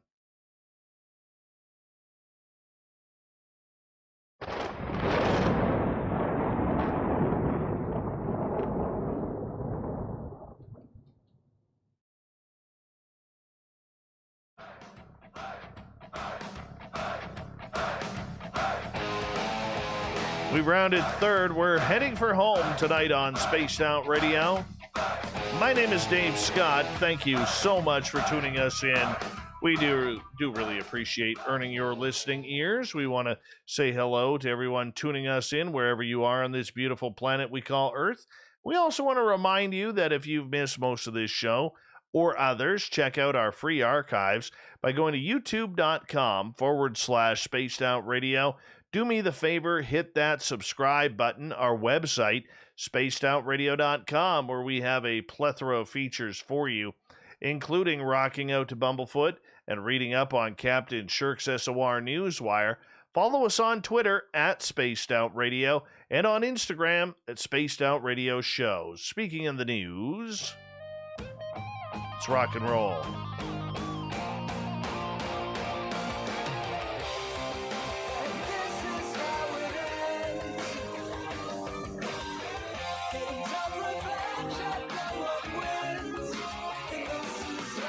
The news is always changing, which is why we bring you the SOR Newswire at the back end of every show, where we get to the weird, the strange, the wacky, and sometimes the downright awesome and historic. For the first time in history, humankind has taken a flight on another planet. Millions of miles from Earth, on an alien world with a wisp-thin atmosphere, a tiny helicopter rose into the air, hovered for 39 seconds, then gently touched back down on the surface of Mars. The historic flight is a tremendous feat of engineers and a marvelous display of as the aircraft is named Ingenuity. Attached to the robot is a piece of fabric from the wing of the Wright brothers' first aircraft, an emblem of humanity's desire to take to the skies. And yet, when pictures of Ingenuity came across, it just looked magnificent. I don't know if you saw this or not, but it was incredible. Absolutely incredible. You know, NASA, I don't care what you think of NASA or the space program or anything. I am geeked up about this. I really am geeked up about this. Why? Because this is historic. Sure, there may be aliens up there. Sure, we maybe only got to see a downward view of the camera, since apparently there are no other cameras on it, at least that they're showing us. But this is huge. This is absolutely huge that someone here on Earth, controlling a joystick, much like you'd play a video game, is literally flying a helicopter on Mars. That is huge. Mimi Young, the Ingenuity project manager at NASA's Jet Propulsion Laboratory, said afterwards at a press conference that the team will instruct the helicopter to make more daring flights as time moves on. The Ingenuity mission is what NASA calls a technology demonstration, and it has been allotted just 30 Martian sols, or the equivalent to 31 Earth days, to do its work. So the team is going all out. By the 5th flight, it will get that far. We are going to take very bold flights and take risks, said Ung. Why shouldn't they? I want to see this.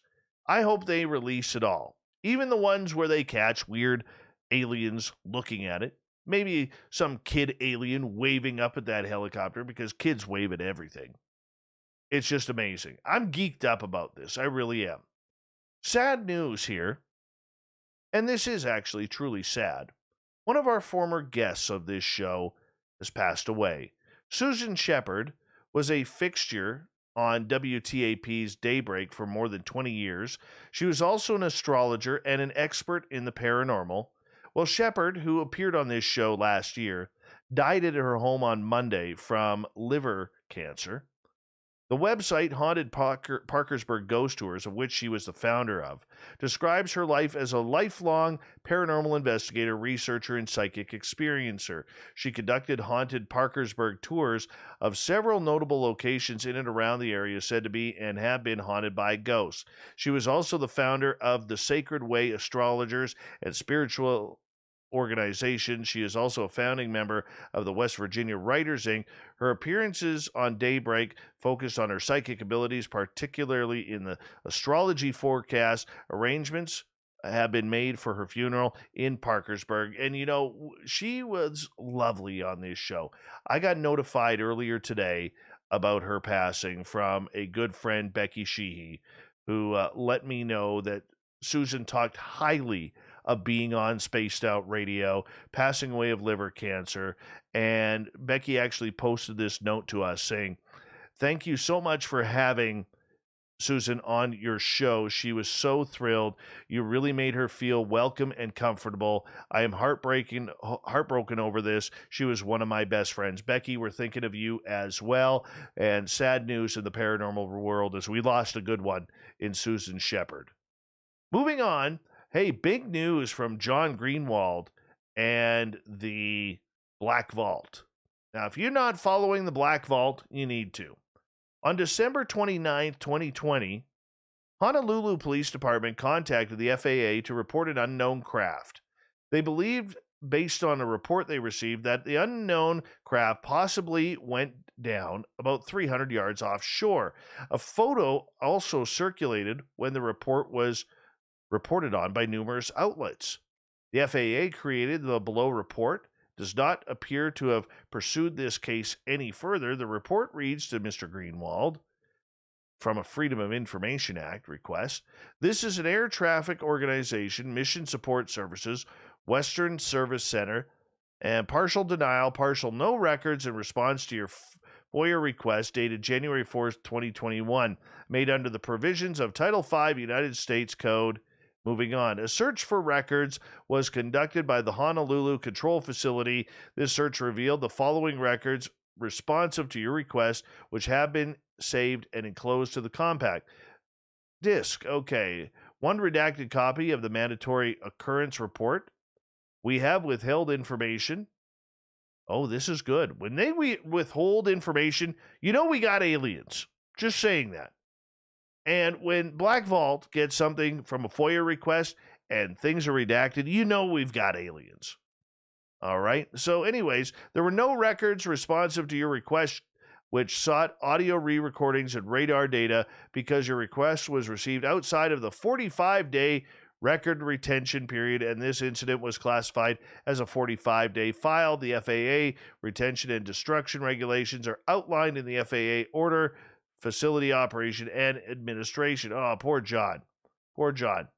And, you know, this is something that, this was a sighting where a lot of people actually caught this, whatever it was, on camera. It looked like a blue streak. And you know what freaked me out about this blue streak is last week on April 10th, That was the 7-year anniversary, pardon me, of me seeing the UFO landed on the ground. And that blue, I've been searching for that blue for a long time. And that blue on that photo is the exact same blue I saw 150 yards away from me. Freaks me out just looking at it again. Freaks me right out. Moving on, let's go to British Columbia here. It's a dark north side of Stanley Park in Vancouver, along the seawall. Beware if you're walking it at night, or if you're riding a scooter. A man riding his electric scooter in the area just before midnight Sunday likely didn't see it coming before he crashed into a coyote on its path. The impact, according to local police, who highlighted the bizarre encounter, knocked the man off his scooter.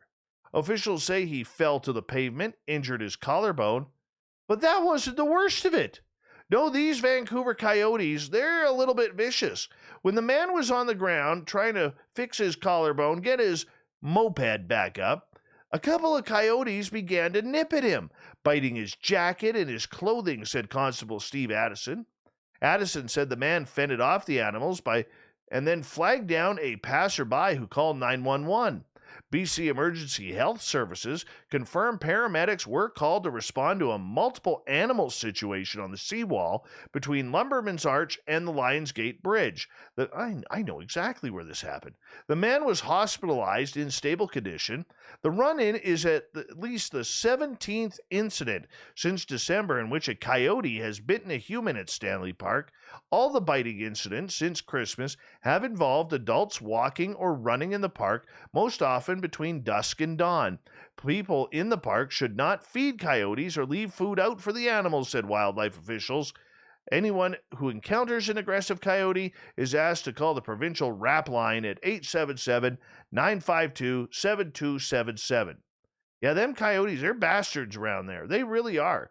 They're vicious. It's because they're stuck. If you look at a map of Vancouver and look where Stanley Park is, it's a giant park at the edge of the city, but they got no place to go. They can't go into the city because of the traffic and the people. They can't go across the Lions Gate Bridge because of traffic, and they've got the strait right there going into the harbor into Vancouver, and they can't cross the water. They're screwed. They're stuck there. So what do? Now, this is a story that literally nightmares are made of. A woman in Indonesia was swallowed whole by a python as she checked on her cornfields last week. The woman's name was Wa Tiba, and she lived on Muna Island off the south coast of Sulawesi.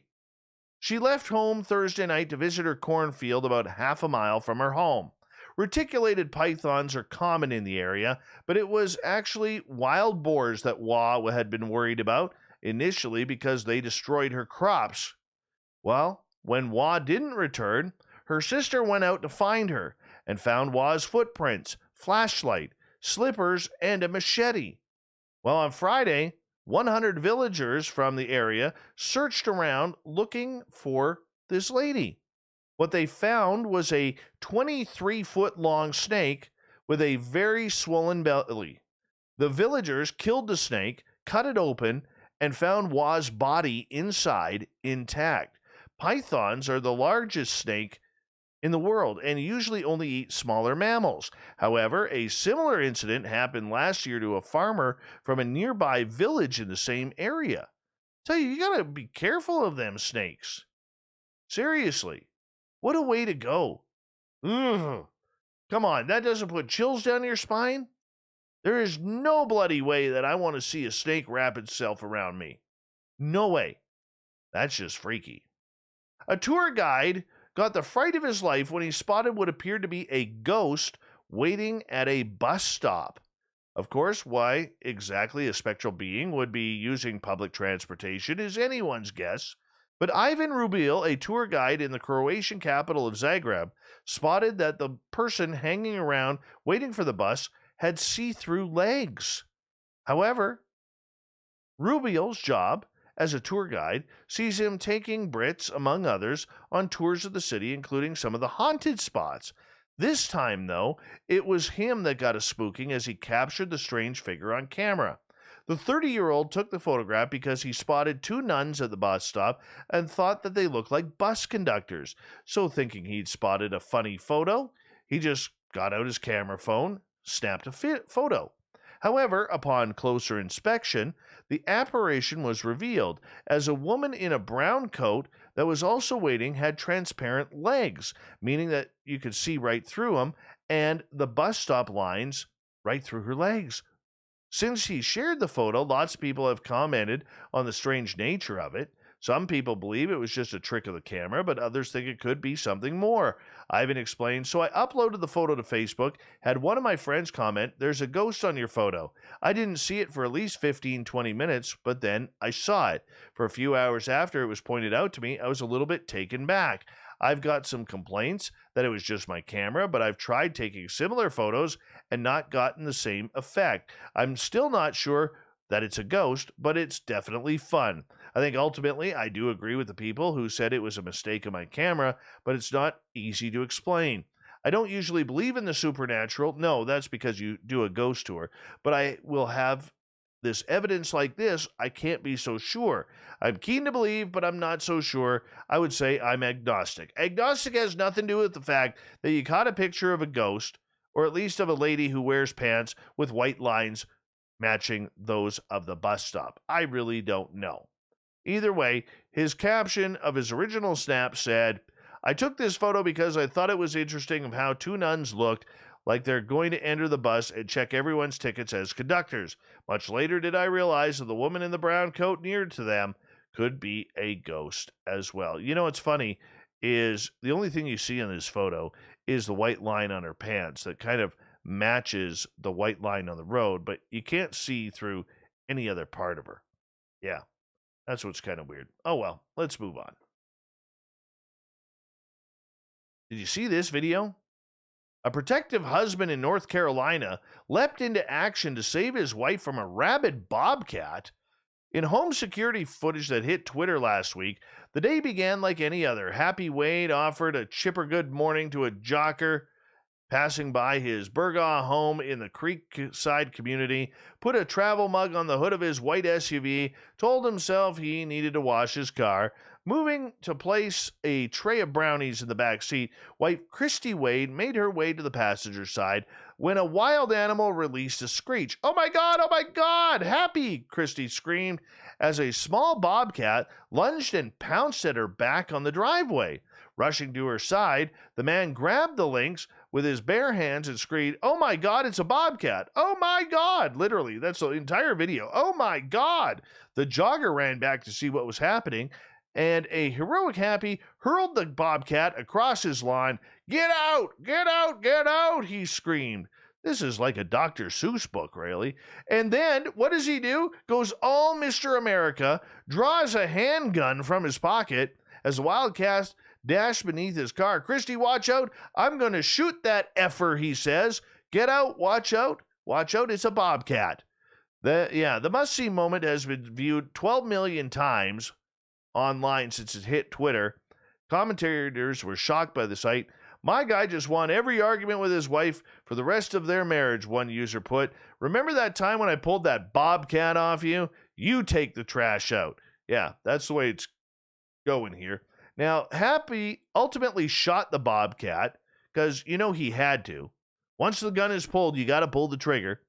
During the early morning of April 9th, realizing it had to be sick. I'm not happy that this happened. Happy's feeling sad, in other words. I didn't really realize, outside of Happy Gilmore, that there was actually people on the planet named Happy. All right, well, let's go with it. We don't take pleasure that I shot the cat, he said. I knew when I realized it was a bobcat, having been born and raised in eastern North Carolina and hunting all my life, that it's just not normal. In my head, I knew it had already attacked two people. If it had attacked someone else, I didn't do anything. Morally, it would have been bothering me for a long time. It was hurting my wife, and I didn't want to do it. Law enforcement soon arrived at the Wade home, and officers killed the cat. Its body was sent to the state lab in Raleigh, where it was tested positive for rabies. Oh, that's scary. All right. And you know what? I think we're good. Let's go to the thought of the day, shall we? Yeah, let's do it. Bumblefoot. Oh my God, oh my God, oh my God. It's Thought of the Dave time. Thought of the Dave happens every night at this time where we ask a question on our Facebook and Twitter pages, then read your responses on the air because we love the audience participation around here. Today's Thought of the Dave is as follows. If you could go Bigfoot hunting, where would you go and who would you bring? Let's go to post-disclosure. Never cashed in on the bet about cutting his hair if I was right. Montana Bush with Tom DeLong. It's because you have a crush on Tom. Eric with a K, where we are his 4th favorite show, everyone. We're number 4 in Eric's world. He wants to go to Willow Creek with Terry Top Gun. Moo, Tennessee or West Virginia, just me and my family. Ronnie, somewhere along the Chestnut Ridge, and I would take Greg and Dana Newkirk and their jar of Sasquatch pheromones. John, someone that runs slower than me. Me too, John. Me too.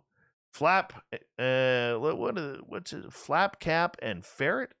Some people have some interesting Twitter names. Somewhere in Russia with the Dyatlov Pass woman with the sexy voice. Teddy Hadyiska. That's who it is. Captain Gnosis. Why can't we just leave the big guy gal alone? I'm sure that's what they want. Sarah. My pops. He had a sighting in northern Michigan. 13 Ballads.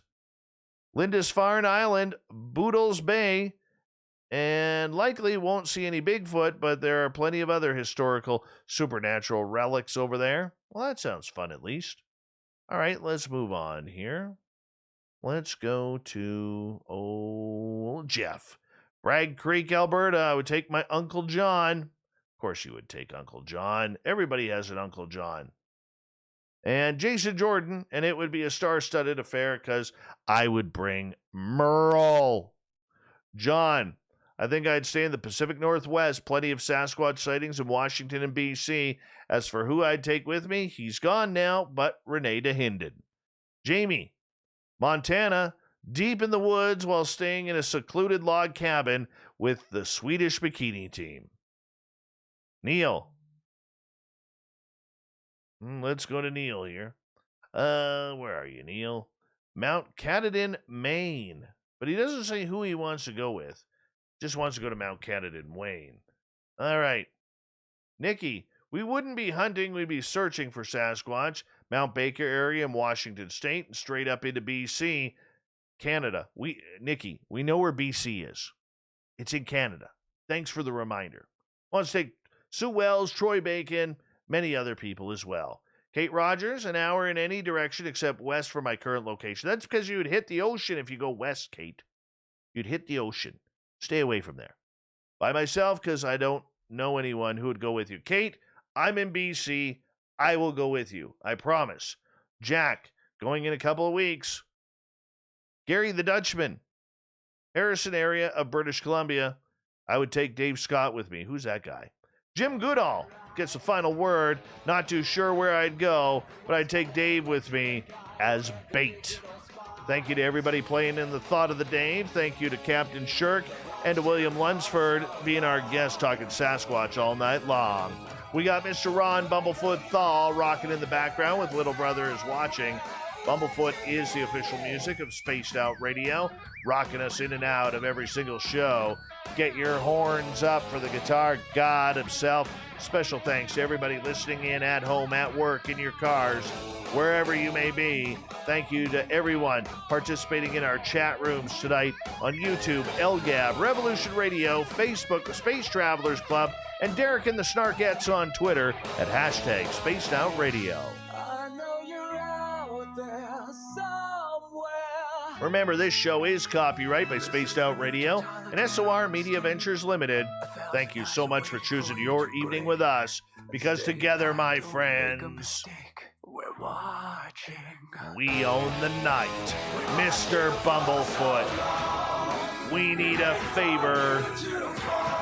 We need you to take us home.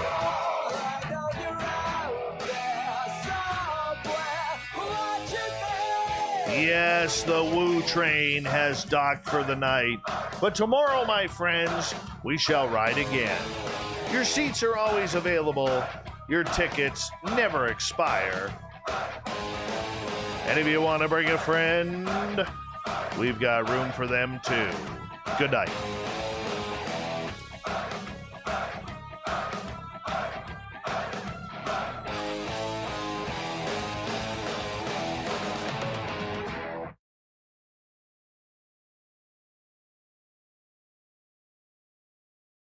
That's a good show. Good show. By the way, I forget who sent me this, okay, but I got a great piece of homemade art. And I know it's one of you guys because I knew it was coming, but you didn't put your name on anything. There's no name on the card. All right. But this is incredible. Absolutely incredible. Look at this. Homemade. Homemade. Oh, it's the Michael Leger. The Michael Leger made this. Look how awesome that is. The gnome with the microphone right there. The SOR right here. How wickedly cool is this? The Michael Leger made this. How awesome. This is one of the greatest things anybody has sent to me. And if you look at the guy, kind of looks like me when I had my beard. This is amazing. Came in the mail. And it's like all one piece too. How does he do that? Phenomenal. Phenomenal. Yeah. So that's going to have a home in the studio here right beside me. How seriously cool is that? Honestly. Thank you, the Michael Leger. The Michael Leger.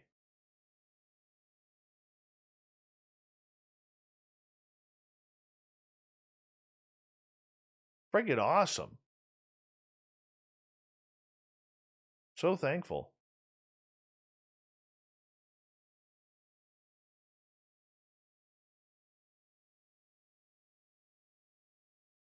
Close this up. Load this up. Move that over there, that over there. Hey, UFO Nod, how you doing? I think I saw Peter here as well. Hey, Peter Steins, how are you? Super Quest? Fuck yeah, buddy. Fuck yeah. Are you working tonight, Roy?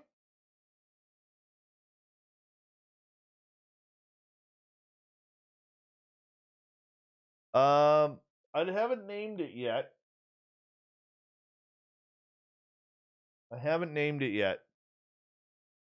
But I'm going to put it right there because that, honestly, that thing's awesome. That thing is awesome.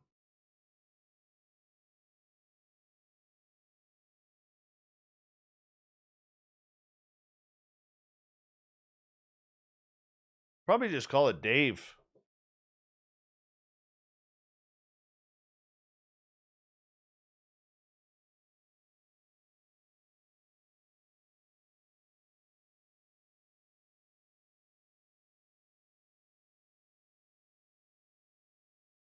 Totally, Duke. Totally. I don't have any piss in my studio, Fap. I don't have any piss. I do have beard hair. No piss, though. Where do you get piss from? Seriously.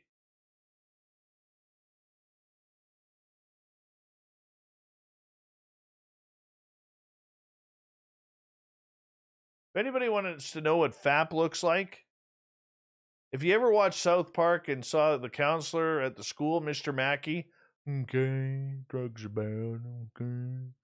That's about the size of Fap's head compared to his body.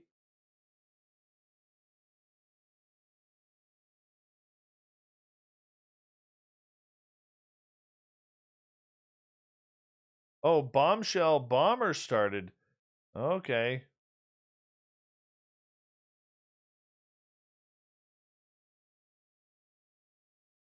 I don't want any pee in my office. I don't want any tinkle.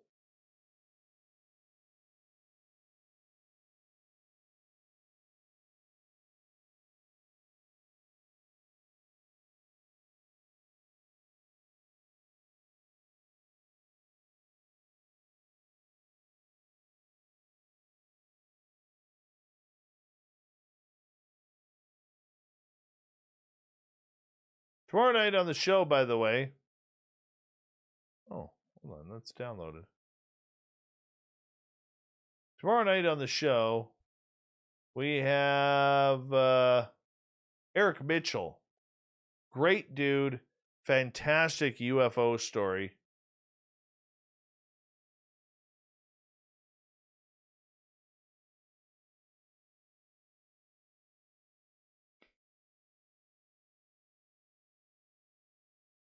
It's terrible, Rye.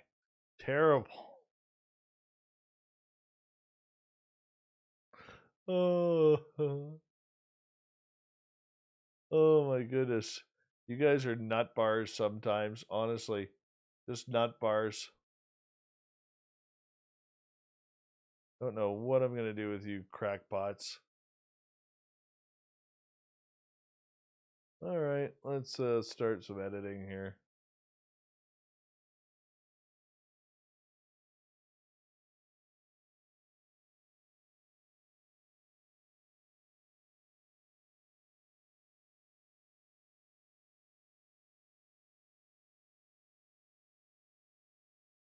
Now, why is okay? Somebody explain to me why Bombshell Bomber is selling her piss.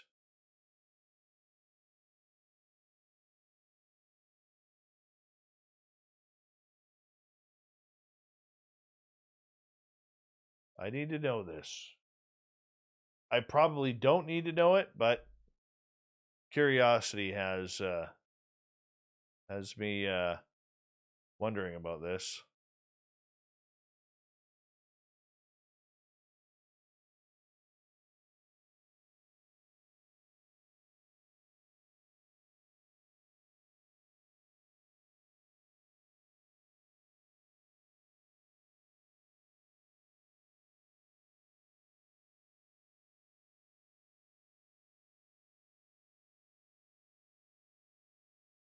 Ever the entrepreneur, the Bombshell Bomber.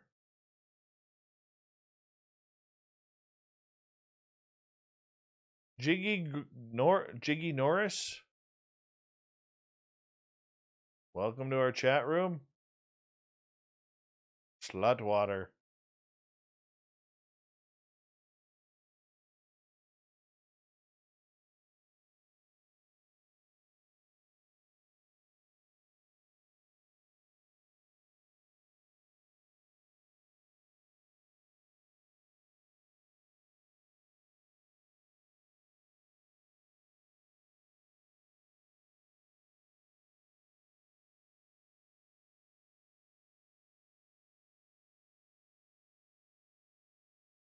Damn it. Totally did that, didn't I? Yes, I did.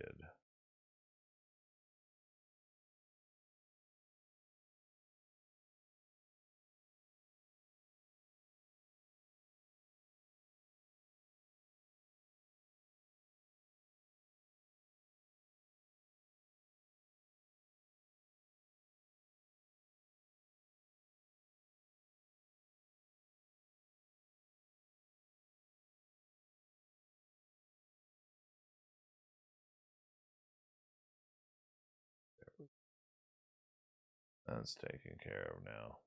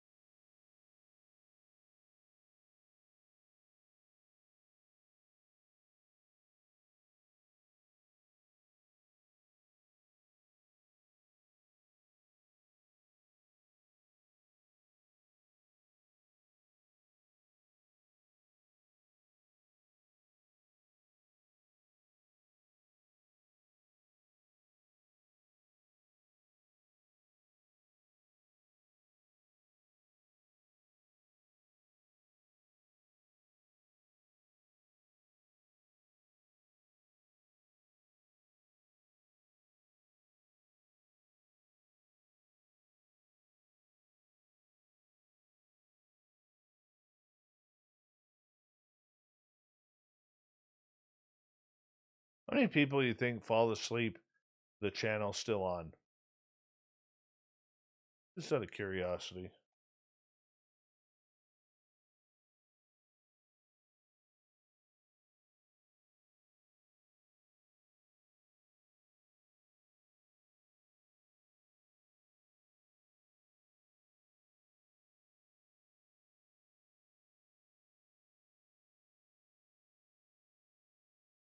Well, there's 99 people watching right now. And there is a total of, right now in the chat room, well, there's a bunch of you still in there.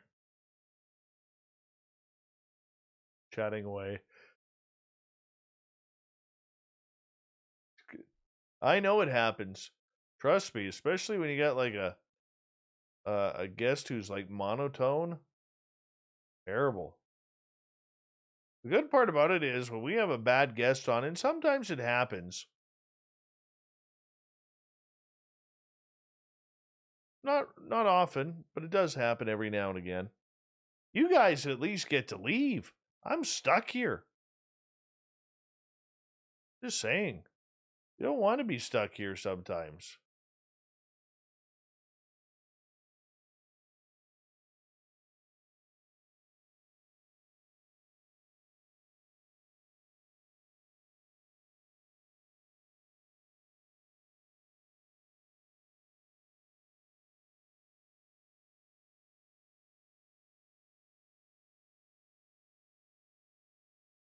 You know what my biggest question about the show is how many people, I know I've asked this a number of times before, but how many people, if any, and there might be zero, good opportunity or a good chance that there are zero. I always wonder how many famous people are listening. You know, like real famous. Tuning in because they like the show or they like the topics, and they have like, they're either like not in our chat room or they're like using a disguised name on YouTube. Excuse me.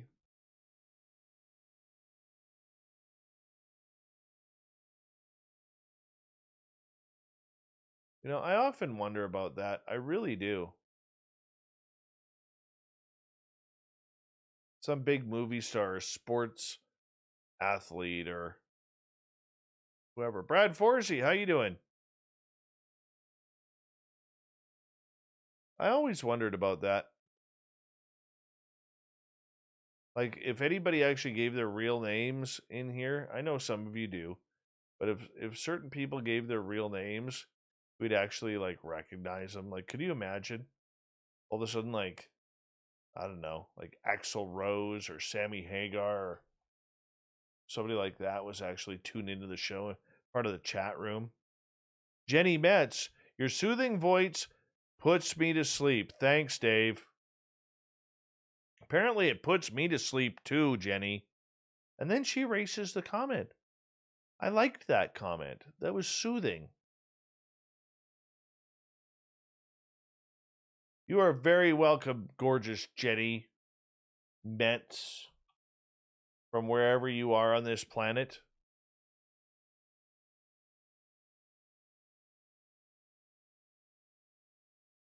Well, I mean, it could be famous like Brad Pitt or famous from like the drummer from Creed.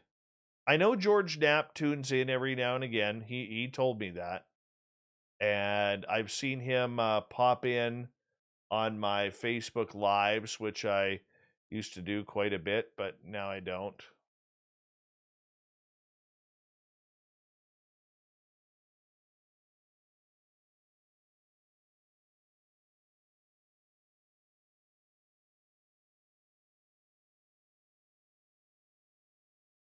Except I think George right now mainly tunes in when I don't even know if he still does. I shouldn't say that I know because I don't know if he still does, but I know he used to. Maybe he still does. I don't know. I'm like a fangirl when George Knapp shows up. I really am. I get all excited and embarrassed. I do.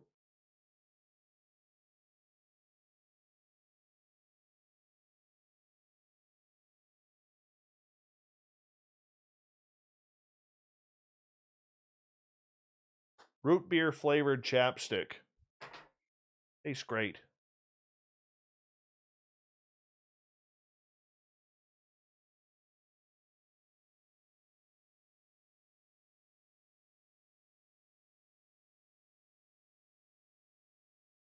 No, I'm wearing pajama bottoms today.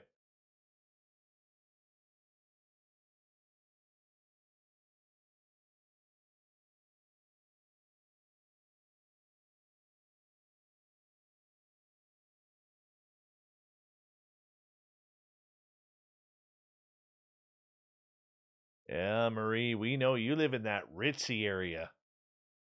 You do. There's only one flavor of Kit Kat for me. My email addy is right here, Brad. I'll type it in for you.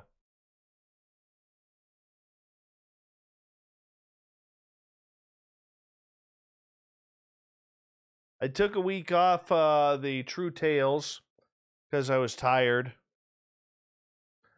Yes, Bomber, I will get it to you. I haven't talked with my t-shirt lady in a few weeks. I promise you I will go because I did order a bunch more and they are ordered. It's just, honestly, she's slower than molasses. This is why I'm changing t-shirts or t-shirt companies once we get the new website up.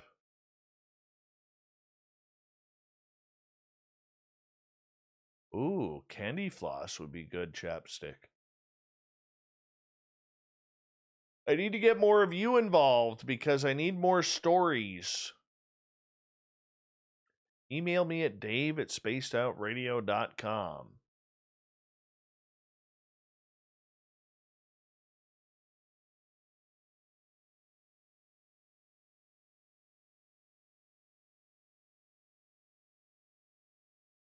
That don't need.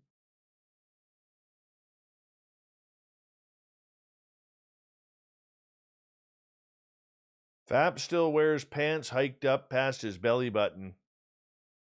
And he wears sock garters too.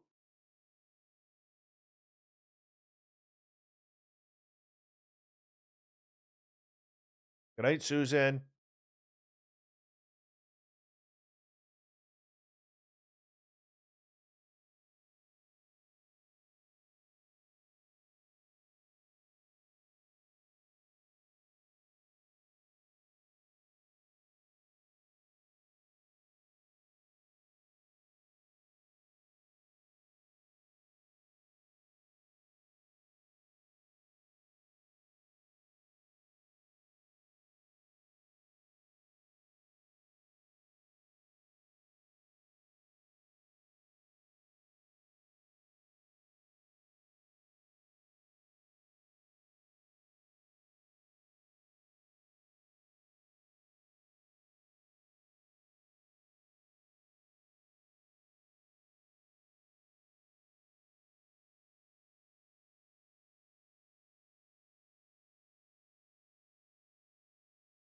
Messenger error.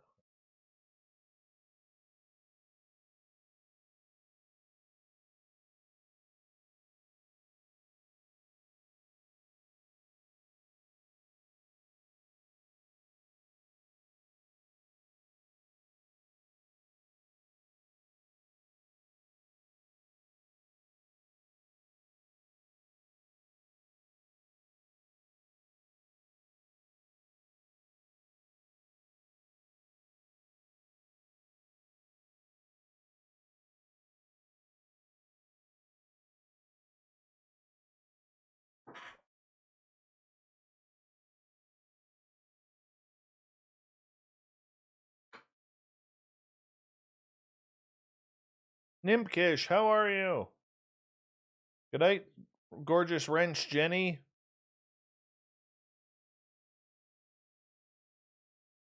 Just me. All the wrenches have left.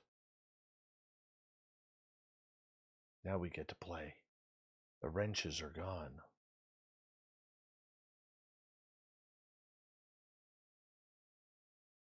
I'm good. Davey is quickly anticipating another 20 minutes of work here before I get to go crawl into my bed and shut my eyes.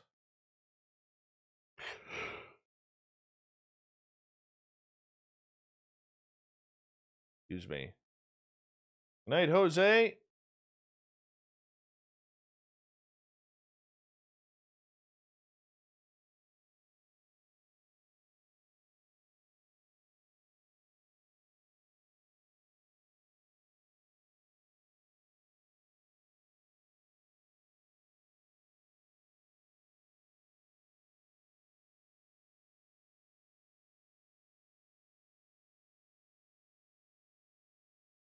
Mm-hmm.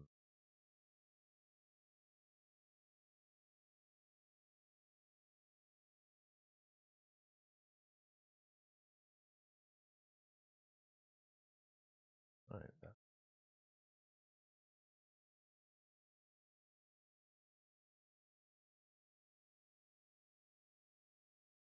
Clear that.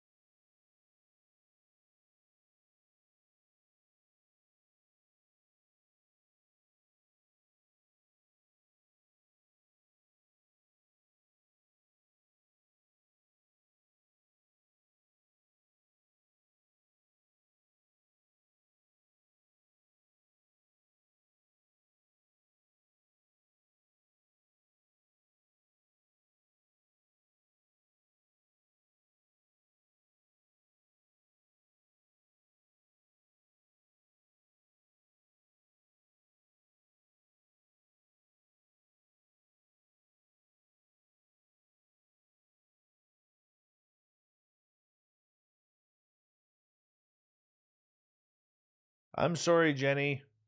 Jenny Metz, where are you from? Nimkish, where are you from? Good night, Duke.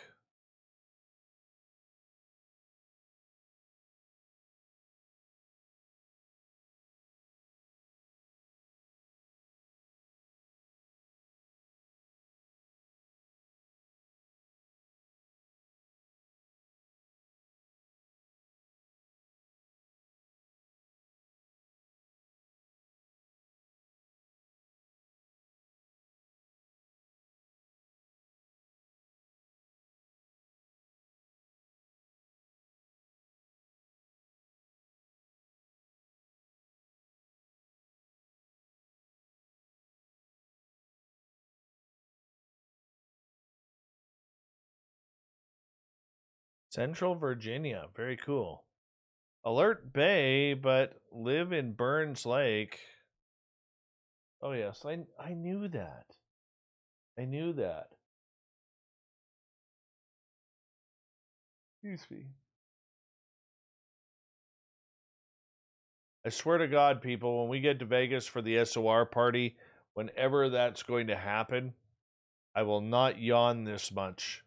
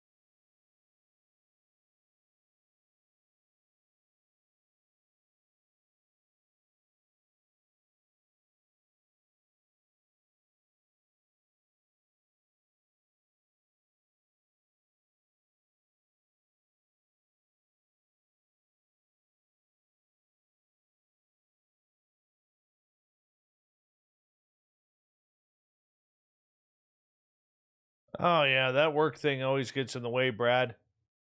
Sorry you have to do that.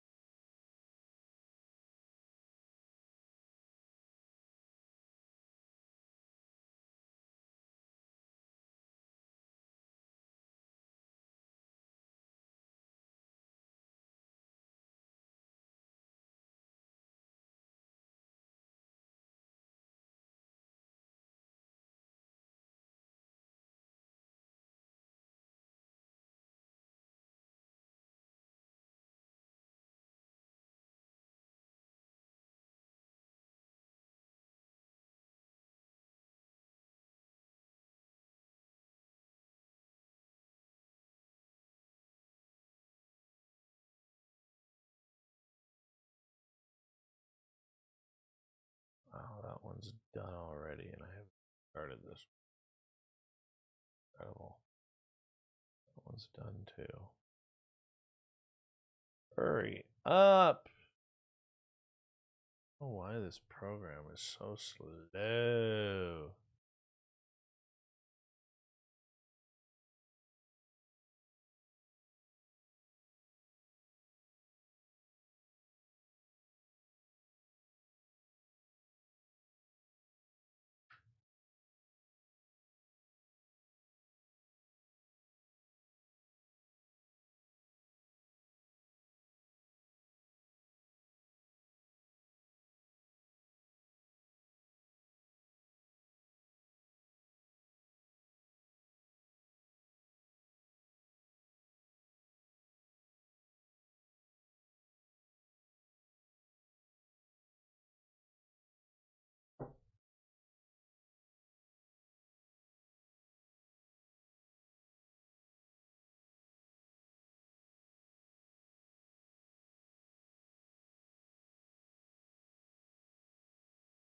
Move, close, move that.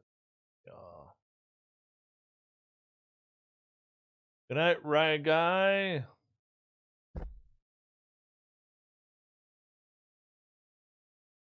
I would love to, but the show's over there, Shelly.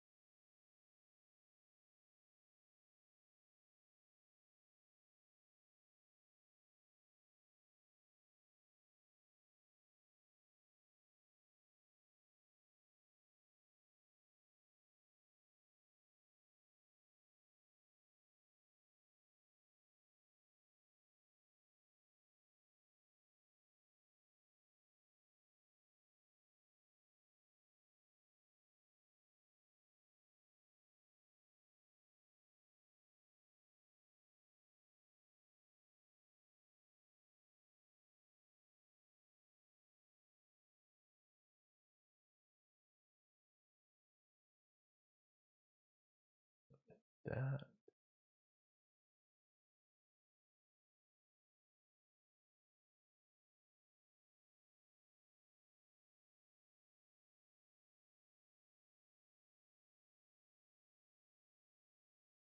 Thanks, Kev. Let's see if I can get that up there for you.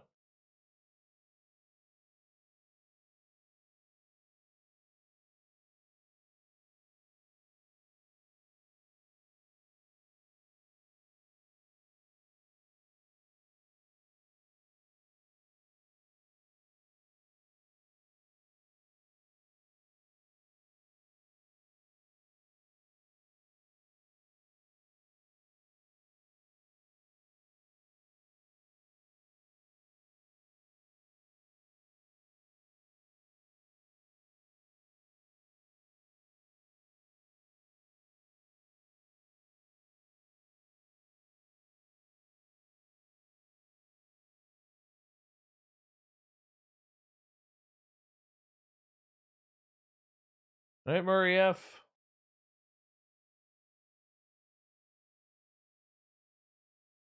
Who's in Vegas?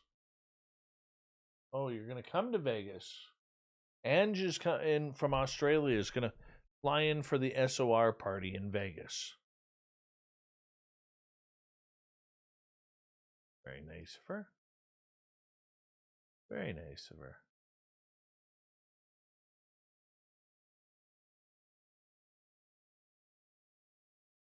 We got about 4 minutes there, Sovereign Farts. 4 minutes.